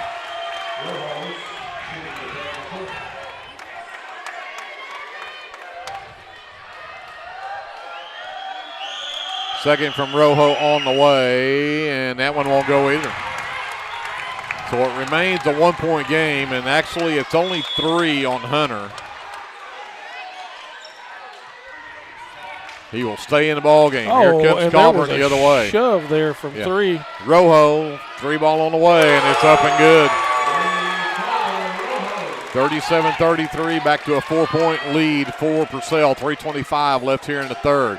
Hernandez back to Taylor behind the Torres screen. Goes away from it, steps down, sends it out, and passes tip, but Russell comes away with it, and then he will be fouled. 22.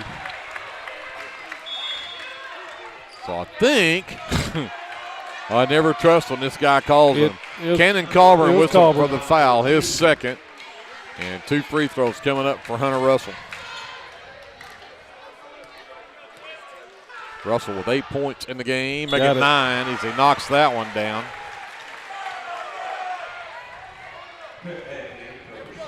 Trip Eck checks back in for the Dragons as Russell stays perfect at the line. He's 3 for 3 and now in double figures with 10. 2-point Purcell lead, 37-35 as we approach 3 minutes left in the third. Maddox to Eck, right wing, back up top Rojo, 3 ball on the way. It's short, but the long rebound comes out to Rangel. The ball is loose, but somehow Maddox Ward comes up with it. Back out to Rangel, and Russell's got to be careful. Martin gives it back up to Rojo. Back out to Maddox, right wing Rangel. Rangel trying to get away from Russell. Gets to the free throw line. Rojo turns down to 3 this time. Maddox in the corner, back out to Rojo. We're down to 2:25 left in the third, and they're going to whistle a reach-in foul on Armando, and that's his third. And 4th team foul. And they're claiming he was shooting on that. Oh, it is 5 fouls. Okay. I guess I am behind on marking my fouls here, and Eck knocks down the free throw. Back to a 3-point Purcell lead. Rangel will check out along with Rojo. Second free throw will not go. Torres pulls down the miss. That's his 5th rebound of the night. We're going to get Taylor in the backcourt. Send it across to Cameron. Trapped.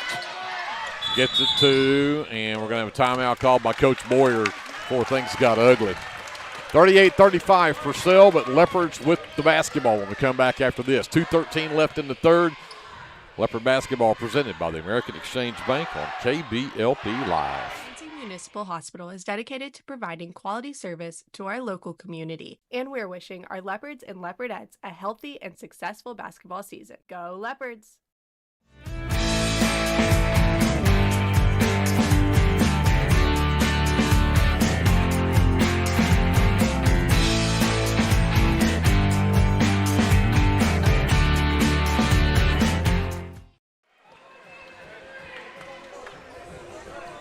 Back here at Leopard Arena, 2:13 left to go in the third quarter. Purcell has a 3-point lead, but the Leopards have the basketball. This game's been every bit of what we thought it would be. You got that right. As a Leopard fan, I wish it was a little more with the Leopards in the lead, but Taylor behind the Torres screen. Had Colburn all over him, knocked away from behind, and the Leopards turn it over for the 10th time. In transition, Colburn the step back, got the kind bounce. And it's back to a 5-point game, 40-35. They trap Russell, got it back to Taylor. Taylor drives the lane, gets it to Torres. Torres under the basket, back out to Russell. Taylor top of the key, turned down to 3. Back over to Russell. He'll fire to 3, left wing. It's good! Boy, great shot. 40-38. Russell's got 8 in the quarter. They'll trap Colburn. Got it away to Maddox, to Eck, out between the rings. Maddox gets it back with 1:20 to go. Martin at the free throw line. Back out to Maddox. Looks to drive in, lost the handle on the basketball. Oh, no, and we got a foul right there, I think. I don't. No, man. I don't think you can call that, but they're going to call it on Cameron. And that's Cameron's 3rd. No, I'm sorry. That's not a good call. Maddox Ward heads to the line to shoot 2. And he knocks that one down. Takes it back to a 3-point Purcell lead at 41-38. We've got 1:11 left to go here in the third quarter. Ward and misses that one, and Torres with another rebound. Leopards again down by 3 with the basketball. Cameron to Flood, right wing. Flood back out to Cameron. Taylor will come get it. They look to set the end. We'll get the reach in on Colburn. That'll be his 3rd. Now Taylor goes to the line. He had 14 in the first half, 12 on 4 threes, and we're going to technical called on Matt Lone at the bench. So Creed knocked that one down. Yeah. Do they get? I don't know if they're counting it or not. Will they count it? Because the whistle blew, and as it was in the air. So I think Susie Jennings is going to.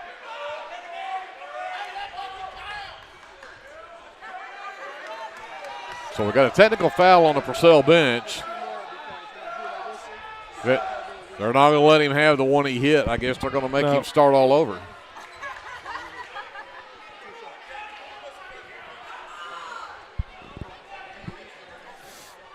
So did they? They're not counting it. He's starting over with his first 2 here. Oh. He hit the free throw. And they've taken off the board because they've called the technical in the middle of his free throw, and then he misses that one. Got that one, though. And now we'll get technical free throws. And got the soft roll on that one.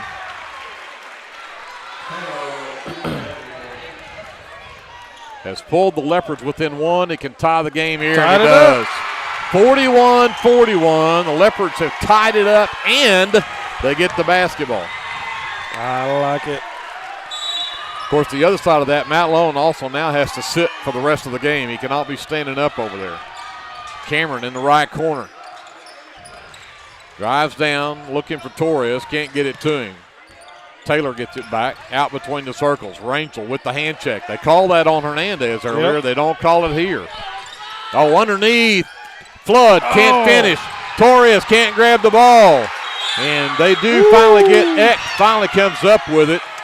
And they're going to call a foul on the Leopards. I don't know if it was Torres. I think he called a jump. He just called jump ball. Jump ball, okay. Dragon ball. And Torres took a shot to the eye. They're going to bring Thought in to check him out. 25 seconds left in the third. This has been entertaining, but we're tied up at 41. Martin top of the key. Thought comes out with the defense. Got away from Thought. And Taylor with the steal. Down to 9 seconds. And he turned it right back over. And then at the other end, Ryder Ward with the basket. 43-41. Purcell a 2-point lead here at the end of three. Man. Let me tell you, I didn't take enough blood pressure medicine today for this. I don't think I remember to take mine at all now that you mentioned it. We're back with the fourth, and it'll be Leopard basketball when we do. Is right after this. The Leopard basketball is presented by the American Exchange Bank on KBLP Live. Hey, Leopard fans. This is Nick Johnson from First Baptist Church, Lindsay. At First Baptist Church, we are a family ministry and desire to faithfully proclaim the gospel in Lindsay and beyond. We would like to invite you to join us every Sunday for worship at 9 a.m. and Sunday school following at 10:15. Our Wednesday evening activities start with dinner at 5:50, and then we have Bible studies for children, youth, and adults starting at 6:30.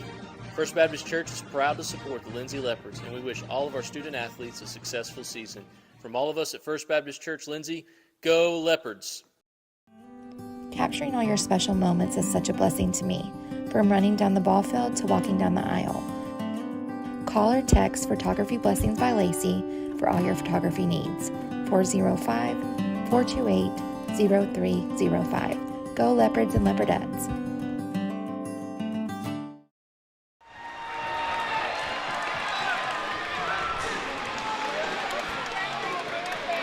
(43-41). 2-point lead for the Dragons, but the Leopards have the ball to start the fourth quarter, and Russell will run the offense. Torres traveling with it. Oh, man. The pass wasn't great, and he had to take an extra step to get control of it, and then didn't get the dribble down in time. Not the way you wanted to start when you're only down 2. No, you got that right. We don't want to give any of the momentum back. And Resendez back into the game for Purcell. He's got Torres on the baseline, picks up his dribble. Goes back to Rangel on the wing left side. Colburn between the circles, has Flood on him. Give it back up to Ryder, back to Drew Blair. Blair drives up, top of the key, knocks down the three.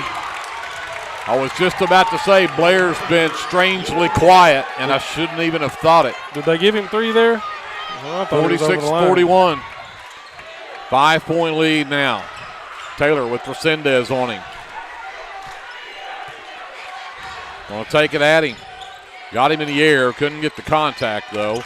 Cameron around the screen from Torres. Back to the corner. That's Russell's spot, but he can't get it to go. Got his own miss. Dumps it to Torres, and it's blocked by Ryder Ward. Good grief. And the other way, Resendez drives the lane and lays it up.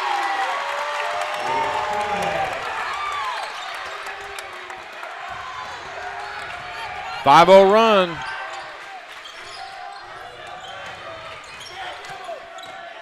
To start this quarter for Purcell, and then they're going to say Cameron turned it over. Hernandez is going to check back into the game. Flood will check out.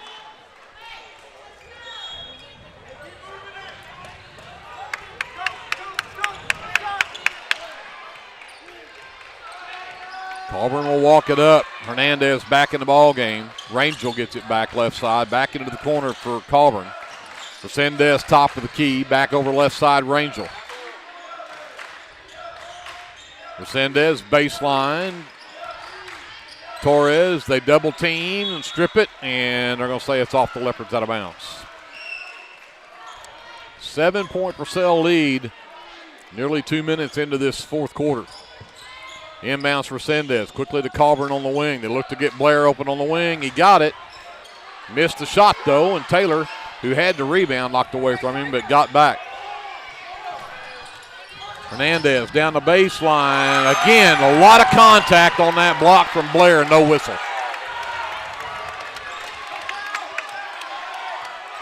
Colburn the other way.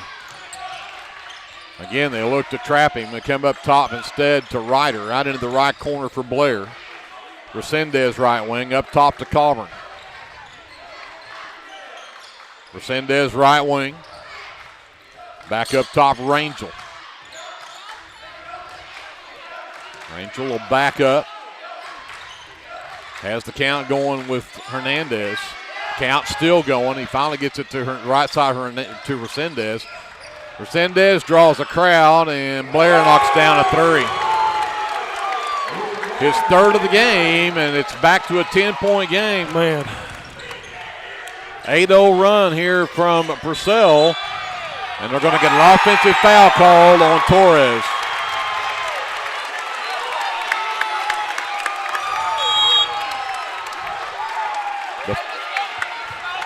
Again,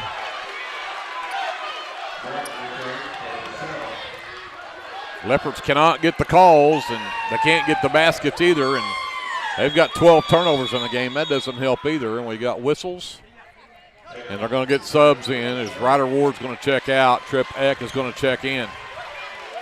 Leopards come out in full court pressure and really just kind of token. Now Taylor brings the trap. Got it away to Eck. Over to Martin left side. Martin's picked up his dribble. Now Resendez goes baseline. Yeah, and we'll get push from Torres. Torres with the foul. And that will be number 4 on Torres. Second team foul.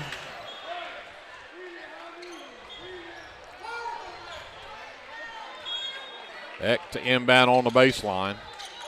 Blair, left corner, 3 on the way. No, but another foul, and that will be number 4 now on Russell. And Drew Blair will go to the line to shoot 3 free throws. This is the third time the Leopards have fouled Purcell on a three-point shot. And Blair gets a kind roll on the first one.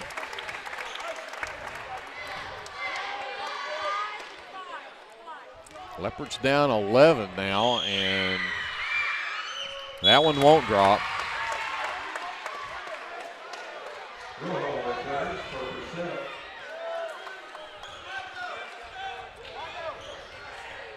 Blair readies for his third.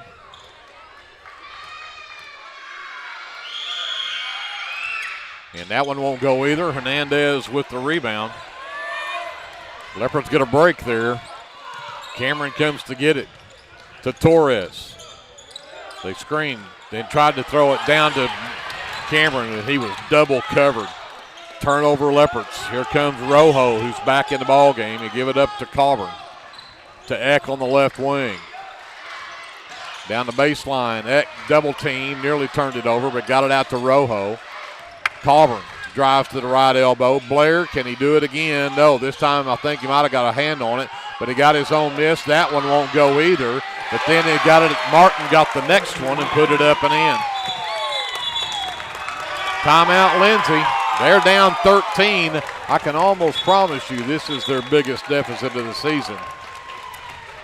54-41. We'll take a timeout and come back to Leopard Arena after this. This is Leopard Basketball presented by the American Exchange Bank on KBLP Live. At Rural Electric Cooperative, we're committed to providing electric power and opportunity to the many areas our members call home. That includes supporting youth programs that teach life skills and build character. With REC, you're more than a customer, you're a member owner. And that's why we're always working hard to provide you with the most dependable electric power possible. As a Touchstone Energy Cooperative, REC is dedicated to providing the best service possible and supporting the communities in our service area. Sooner Valve Repair in Lindsay would like to wish the Lindsay Leopards and Leopardettes all the best during this season. When in need of a valve repair, come by Sooner Valve Repair at 106 Southwest 9th Street in Lindsay, Oklahoma, or call 405-756-1599.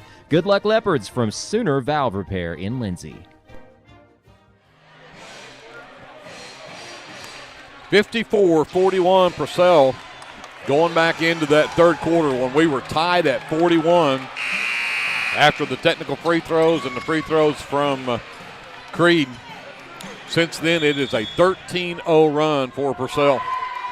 Leopards got to get some offense going. 3:50 left to go here in the ball game. Hernandez to Russell on the right wing. Up top, Taylor. Turned down the long three. Now the step back on the way is short. Rebound, Blair. Rojo gives it up to Coburn. The Leopards trapping in the backcourt. Doing a good job, and we're going to get a timeout called from Coach Lone for Purcell as the Leopards were fixing to get a turnover out of that. 3:34 left. It's a 30-second timeout. We'll take it with them and come back after this. This is Leopard basketball presented by the American Exchange Bank on KBLP Live. For all your oil-filled electrical needs, call Michael Sharrock with SOS Electrical. SOS is a family-owned business that specializes in oil-filled, industrial, and commercial electrical construction and maintenance. No job is too big, no job is too small. Give SOS a call at 1-405-428-1944 today. Good luck, Leopards! 3:34 left in the ball game. Purcell has opened up their biggest lead of the game at 13. Dragons definitely with all the momentum right now. We're going to have to maybe take some chances, do some trapping like we saw just a while ago, get some stops, and run the floor. They've come out with a three-quarter court trap. They've got trapped on the sideline, and Rojo gets it now. They trap him, gets it over to Coburn on the left wing. Coburn looks to drive in the lane, sends it over in the right corner to Resendez. Purcell not looking to even take a shot right here, just trying to make sure that they don't turn the ball over. Resendez down the baseline, all the way back up top to Rojo. Martin at the elbow, the backdoor cut from Resendez, and that'll go. 15-0 run. That might have been the nail in the coffin right there, Greg.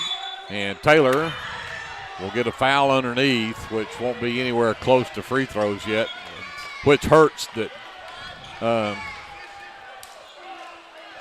call it on Rojo. That's just his second, only the first team foul on Purcell in this quarter, but I think Russell was fixing to knock down a three right there. Torres gets the inbounds, flips it to Taylor, Coburn all over him. Back to Torres, Cameron. Around the Torres screen, three ball on the way wide left. Torres can't come up with a rebound. It's loose on the floor. Coburn does, and we're going to get a jump ball called, and it'll be Purcell basketball. 56-41, Purcell with the lead. 2:40 left in the ball game. Torres is going to check out. Fott checks in.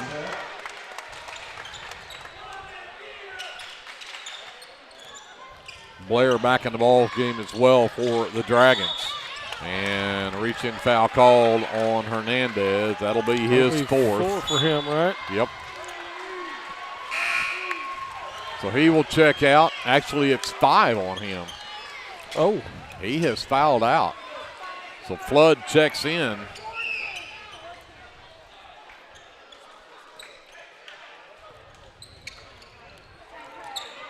Rangel trying to avoid the trap in the backcourt. And they're going to get an over and back as Martin caught it on one side of the line and went across. And that'll be a turnover, much to the dismay of the Purcell fans right behind us. They're not liking that. Taylor across the timeline. Gets a screen from Flood, but can't get an open look. Cameron spins, gets it back to Taylor. 3-ball, well short.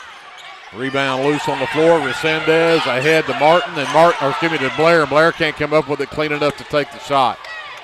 Colburn will send it back out to Martin. We approach 2 minutes left. Purcell's looking to just run clock here. They've got a 15-point lead in the basketball. Rangel gets it back, right wing to Resendez. He just traveled with it. Fought with the defense, and Thought will pick up the foul. And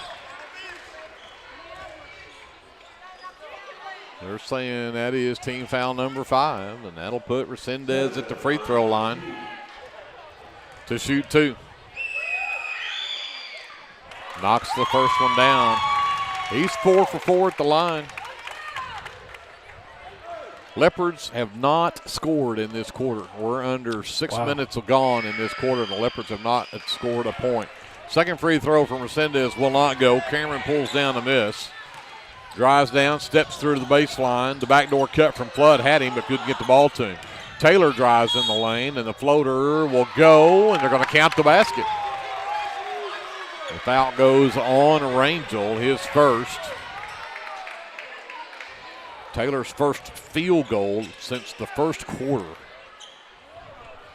Makes it 57-43. Yeah. And he knocks down the free throw, too. 57-44, still a big deficit for the Leopards with a minute and a half to go. Up top, Colburn to Resendez. Over to Rangel.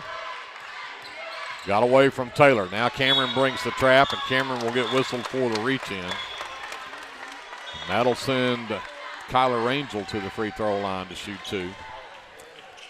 And the Leopards' undefeated season in danger of going away tonight, picking up their first loss of the season. Rangel knocks that one down. Back to a 14-point lead with 1:23 left.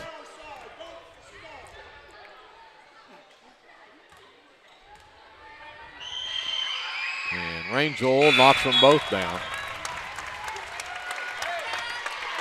59-44, Purcell with the lead.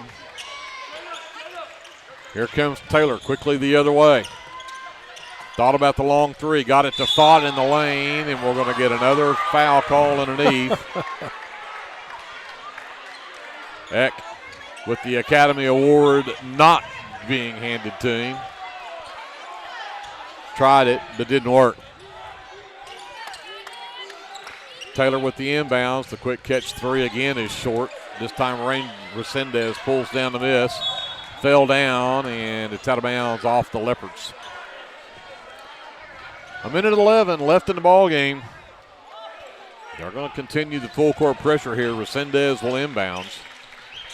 Blair comes to get it. Gets it over to Eck. The trap comes. He'll get it to Resendez. Martin circles back out and pulls it out. Eck back out to Colburn. And Purcell going to try to run out this final minute. Resendez gets it back. And Taylor will pick up the foul. That'll be his second.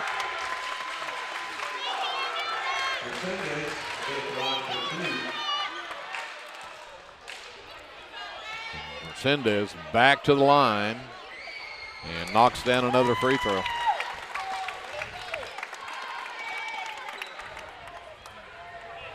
.51 seconds left to go in the ball game. Resendez goes 2 for 2 that trip.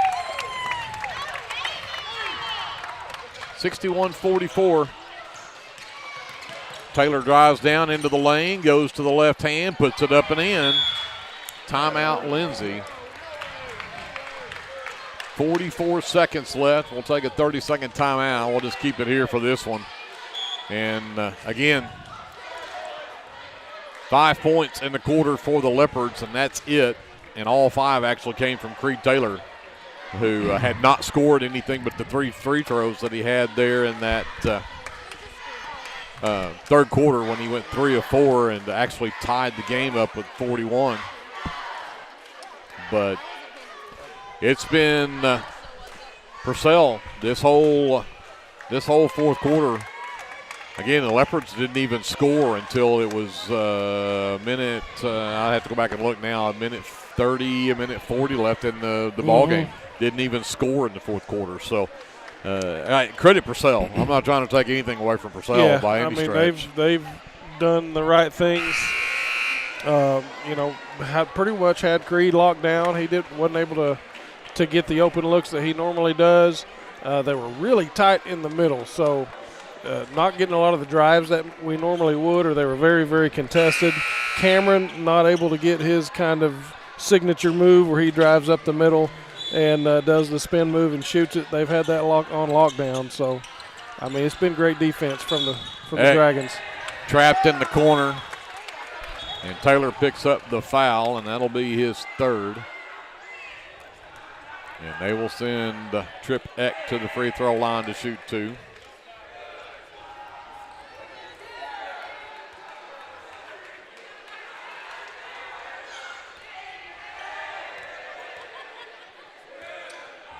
Eck's first free throw up and good.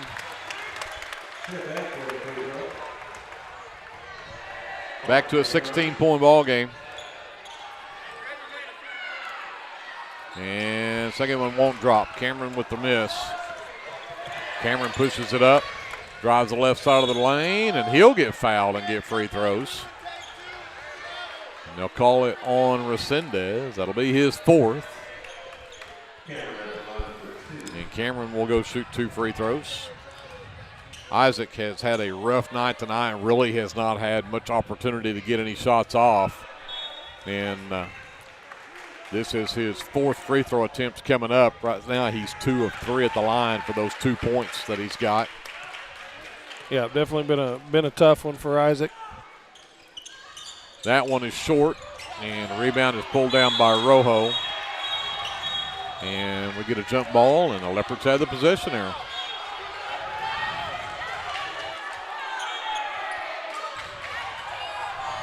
(62-47).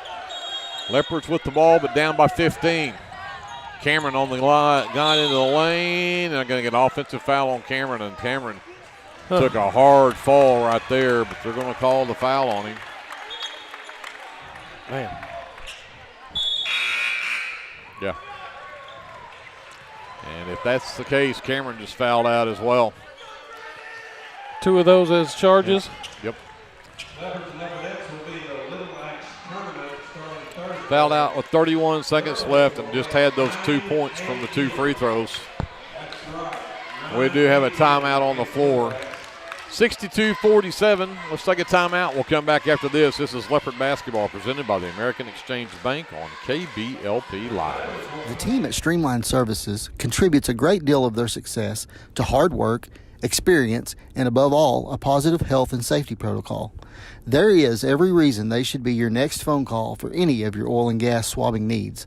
Give Austin Smith a call today at 1-405-756-7763 to see how Streamline Services can help with your project while ensuring safety and professionalism without sacrificing quality work being done. Everyone at Streamline Services wishes the best of luck to everyone at Lindsay Public Schools this year. Go Leopards! So Cameron has, in fact, fouled out. Ivan Valenciano, the 5'6" junior, will check in to replace him, and the Leopards will stay with this full-court pressure. Eck with the wide open at the other end of the floor, turns down the basket to go out and run out the final 25 seconds of this ball game. Other than Resendez, who decides he wants to go to get the basket. Go ahead and get you another one. Let's just run the score up here. Taylor for 3, no, and Resendez pulls down the miss, and that'll do it. 64-47. The final score here, the Leopards' very first loss of the season. I would be hard-pressed to find probably very many teams who are still undefeated at this point of the season, let alone with just one loss. Yeah. So, hey, this is nothing to hang your head about, but at the same time, it's one of those games that, there's those matchup games. I don't like the matchup, and this is one of those that the matchup was just tough for us tonight. But I bet you they rebound the next time we see them in February. I bet you that's right.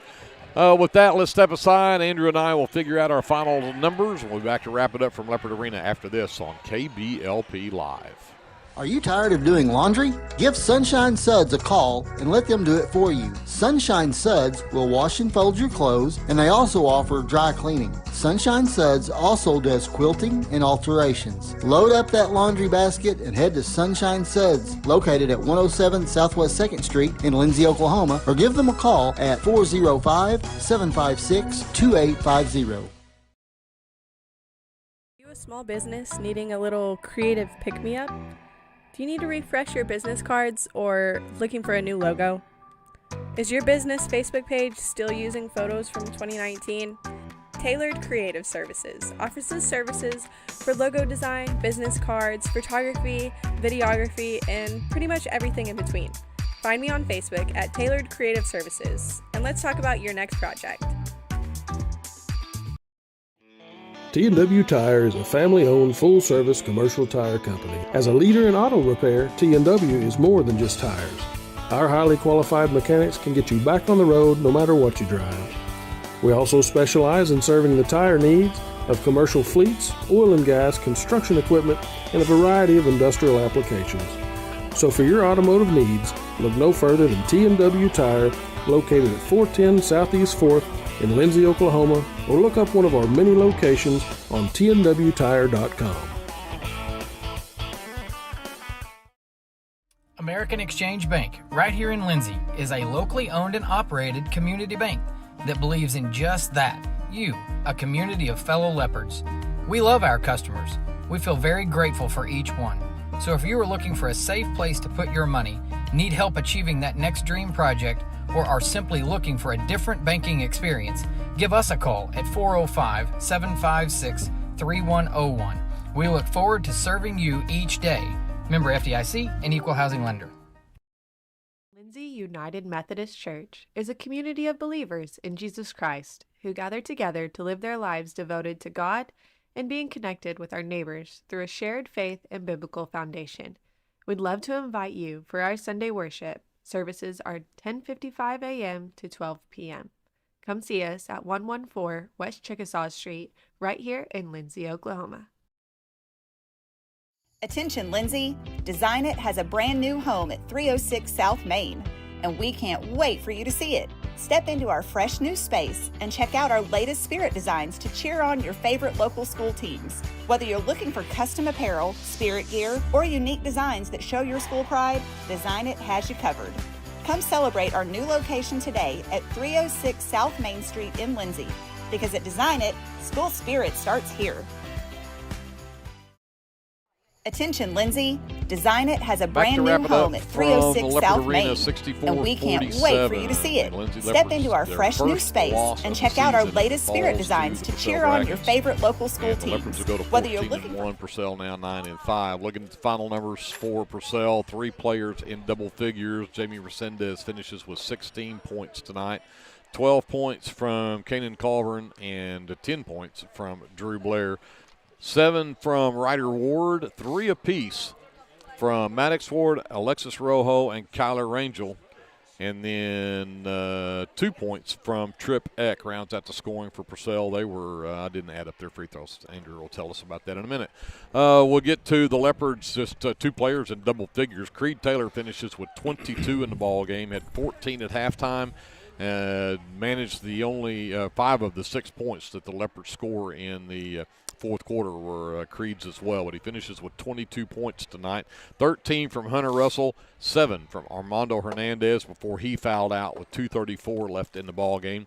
3 from Gus Torres, and 2 points from Isaac Cameron, who fouled out there with just 31 seconds left to go in the game. The Leopards do go 13 of 16 from the free throw line. There is a positive for them for tonight. Leopards are -1 on the glass, 19-18, and then the Leopards with 13 turnovers tonight. Purcell with 8. And with that, we talked to Andrew, see what the shooting looked like.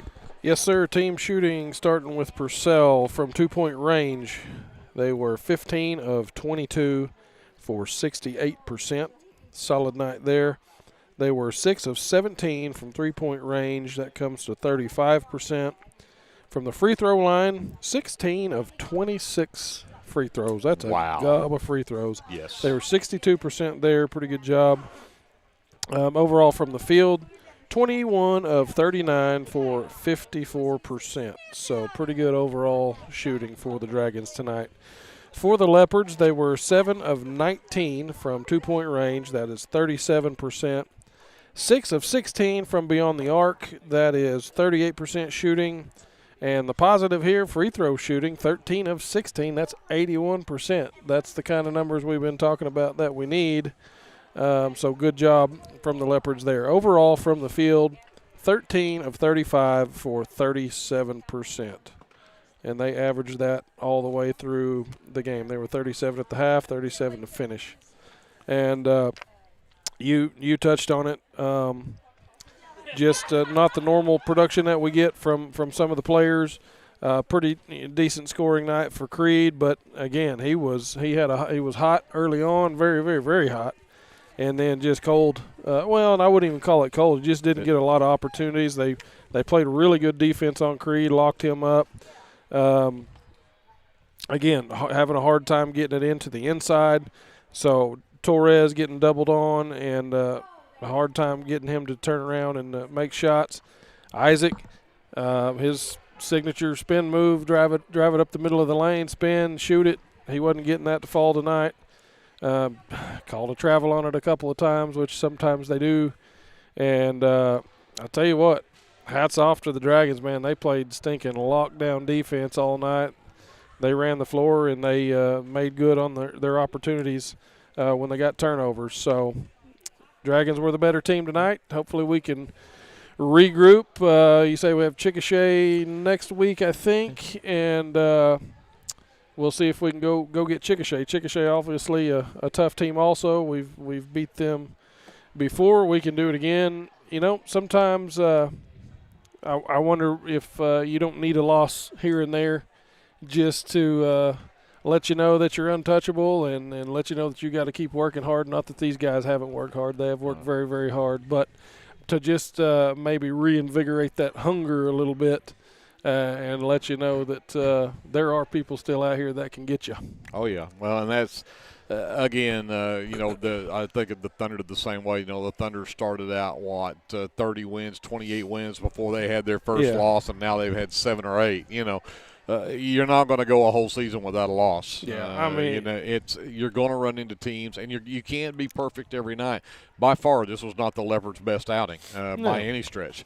You credit Purcell for a lot of that. Some of that was just the Leopards didn't have a good night tonight. You can't have a great night every single night. But the thing is, what do you learn from it? What did you not do well, and how do you rebound from that when you come back and play again? Yeah. And so that's what the Leopards are going to have to figure out. Again, we do have Chickasha a week from tonight, but they'll be in the Little Axe tournament coming up on Thursday, Friday, Saturday. And, again, you want to stay tuned and keep up with what's going on with that because of the weather that's coming up. But right now, as it stands, the Leopardettes are scheduled to play at 9 a.m. on Thursday morning against Little Axe. The Leopardettes are actually number 2 seed in that tournament out there. But play Little Axe at 9 a.m., and the Lindsay Leopards are scheduled to play the JV from U.S. Grant at 6 o'clock p.m. on Thursday. So that is the next time the Leopards and Leopardettes will hit the floor. And, again, doesn't look like we're going to be able to probably broadcast those games from out there and live stream them. But I don't know if the school has any way of live streaming from out there that they might do that. We haven't heard. But, again, because of the facilities and no cell signal out there in Little Axe, it's just almost impossible for us to do that. So right now, as I understand, we're not planning on being able to live stream those, but we'll certainly keep up with what's happening out there as well. Andrew, great job tonight. Thank you. You too. That was a tough one. Yeah, it was a tough one. I always hate to get that first loss. That hurts. But hey, these guys will bounce back. Leopardettes also took one on the chin tonight. Again, the Purcell team that came in here just 3-10, but but they are much better than that 3-10 record. Handed the Leopardettes a 30-point loss tonight, 61-31. And 10 points from Abby Dodson led the way for the Leopardettes tonight. 64-47, the final score in a boys game. And with that, we're going to get out of here. And we won't see you through the Little Axe tournament this weekend, but we'll see you over in Chickasha next Tuesday night. For Andrew, for JD, for Kevin, for Jason Wallenberg back at our studios, all of us at KBLP, my name is Greg Peary. We say goodnight from Leopard Arena. Until we see you next week, remember, whatever you do, always be a good sport. Legacy Roofing is a family-owned and operated business that serves Lindsay, Oklahoma and surrounding areas. We specialize in getting your home back to its best, whether it be annual wear and tear or storm damage. We don't just fix roofs, we take care of your home. Legacy Roofing, family-owned, community-focused, and always here for you. Call us today for a free estimate at 405-756-8855 and let us protect your home with the care it deserves.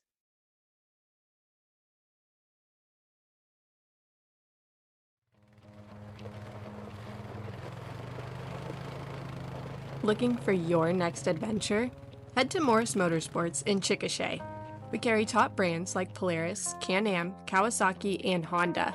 Plus, we offer a full-service and parts department. Whether it's ATVs, side-by-sides, motorcycles, or accessories, we've got what you're looking for.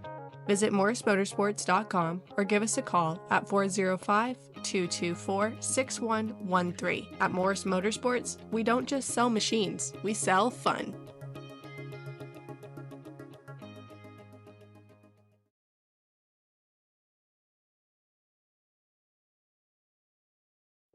Sharon's Beauty Salon is your hometown stop for all of your salon needs. Give us a call or come by the salon to make an appointment. Go Leopards!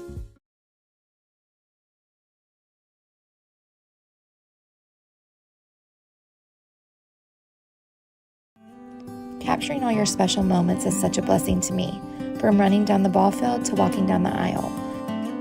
Call or text Photography Blessings by Lacey for all your photography needs. 405-428-0305. Go Leopards and Leopardettes.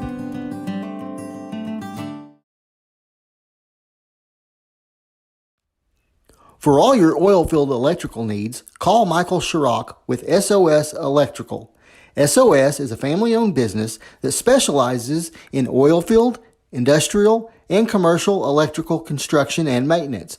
No job is too big, no job is too small. Give SOS a call at 1-405-428-1944 today.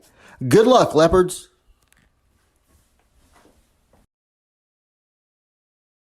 El Unico Taco Truck is ready to curb your hunger. The traveling taco truck has locations in Lindsay and Blanchard and is available for catering services. You can contact El Unico to book your next event at 405-760-0821. El Unico enjoys supporting all of our leopards with their Taco Tuesdays. Reach out to El Unico for your next event.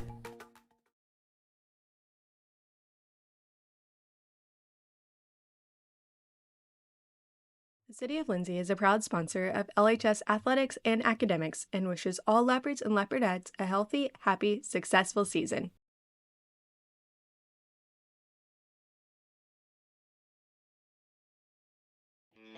T&W Tire is a family-owned, full-service commercial tire company. As a leader in auto repair, T&W is more than just tires. Our highly qualified mechanics can get you back on the road no matter what you drive. We also specialize in serving the tire needs of commercial fleets, oil and gas, construction equipment, and a variety of industrial applications. So for your automotive needs, look no further than T&W Tire, located at 410 Southeast 4th in Lindsay, Oklahoma, or look up one of our many locations on tnwtire.com.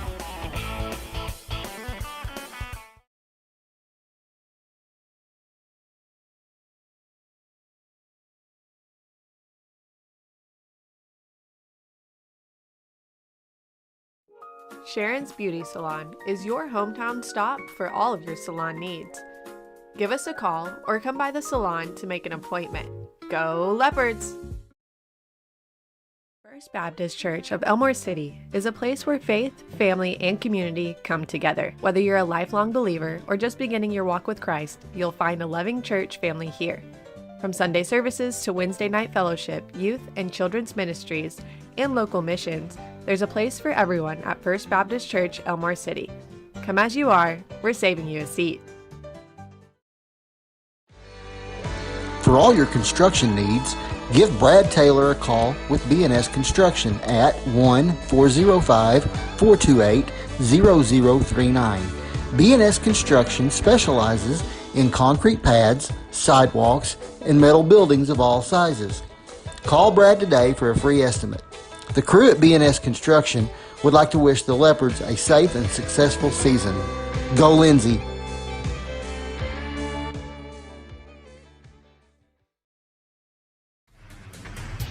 At Rural Electric Cooperative, we're committed to providing electric power and opportunity to the many areas our members call home. That includes supporting youth programs that teach life skills and build character. With REC, you're more than a customer, you're a member owner. And that's why we're always working hard to provide you with the most dependable electric power possible. As a Touchstone Energy cooperative, REC is dedicated to providing the best service possible and supporting the communities in our service area. Hey Leopard fans, this is Nick Johnson from First Baptist Church, Lindsay. At First Baptist Church, we are a family ministry and desire to faithfully proclaim the gospel in Lindsay and beyond. We would like to invite you to join us every Sunday for worship at 9 a.m. and Sunday school following at 10:15. Our Wednesday evening activities start with dinner at 5:50, and then we have Bible studies for children, youth, and adults starting at 6:30. First Baptist Church is proud to support the Lindsay Leopards, and we wish all of our student athletes a successful season. From all of us at First Baptist Church, Lindsay, go Leopards! Are you tired of doing laundry? Give Sunshine Suds a call and let them do it for you. Sunshine Suds will wash and fold your clothes, and they also offer dry cleaning. Sunshine Suds also does quilting and alterations. Load up that laundry basket and head to Sunshine Suds, located at 107 Southwest 2nd Street in Lindsay, Oklahoma, or give them a call at 405-756-2850. Are you struggling to find a health insurance plan that fits your needs as well as your budget? Let me, Matt Powers, a licensed insurance agent, help you navigate the insurance maze and find the best plan for you. Together, we'll search a variety of plans from nationally recognized carriers at no cost to you. We can talk over the phone or in person. Why stress or wonder if you're choosing the right plan when I can help you for free? Call today and let me help you. Legacy Roofing is a family-owned and operated business that serves Lindsay, Oklahoma and surrounding areas. We specialize in getting your home back to its best, whether it be annual wear and tear or storm damage. We don't just fix roofs, we take care of your home. Legacy Roofing, family-owned, community-focused, and always here for you. Call us today for a free estimate at 405-756-8855 and let us protect your home with the care it deserves.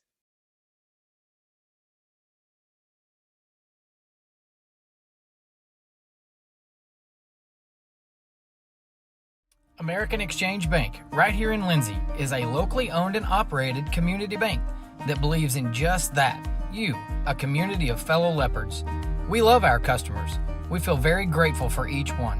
So if you are looking for a safe place to put your money, need help achieving that next dream project, or are simply looking for a different banking experience, give us a call at 405-756-3101. We look forward to serving you each day. Member FDIC and Equal Housing Lender. This is Paul Beam, pastor of Calvary Baptist Church, inviting you and your family to join us this Sunday for worship. Bible study classes begin at 9:30 a.m. and worship follows at 10:45 a.m. You're also invited to join us on Wednesday nights for our Wednesday night meal at 5:15 p.m. with classes following at 6 p.m. Come and join us and discover what God is doing at Calvary. We are located at 410 West Chickasaw. You can also visit us on the web at cbclindsay.com.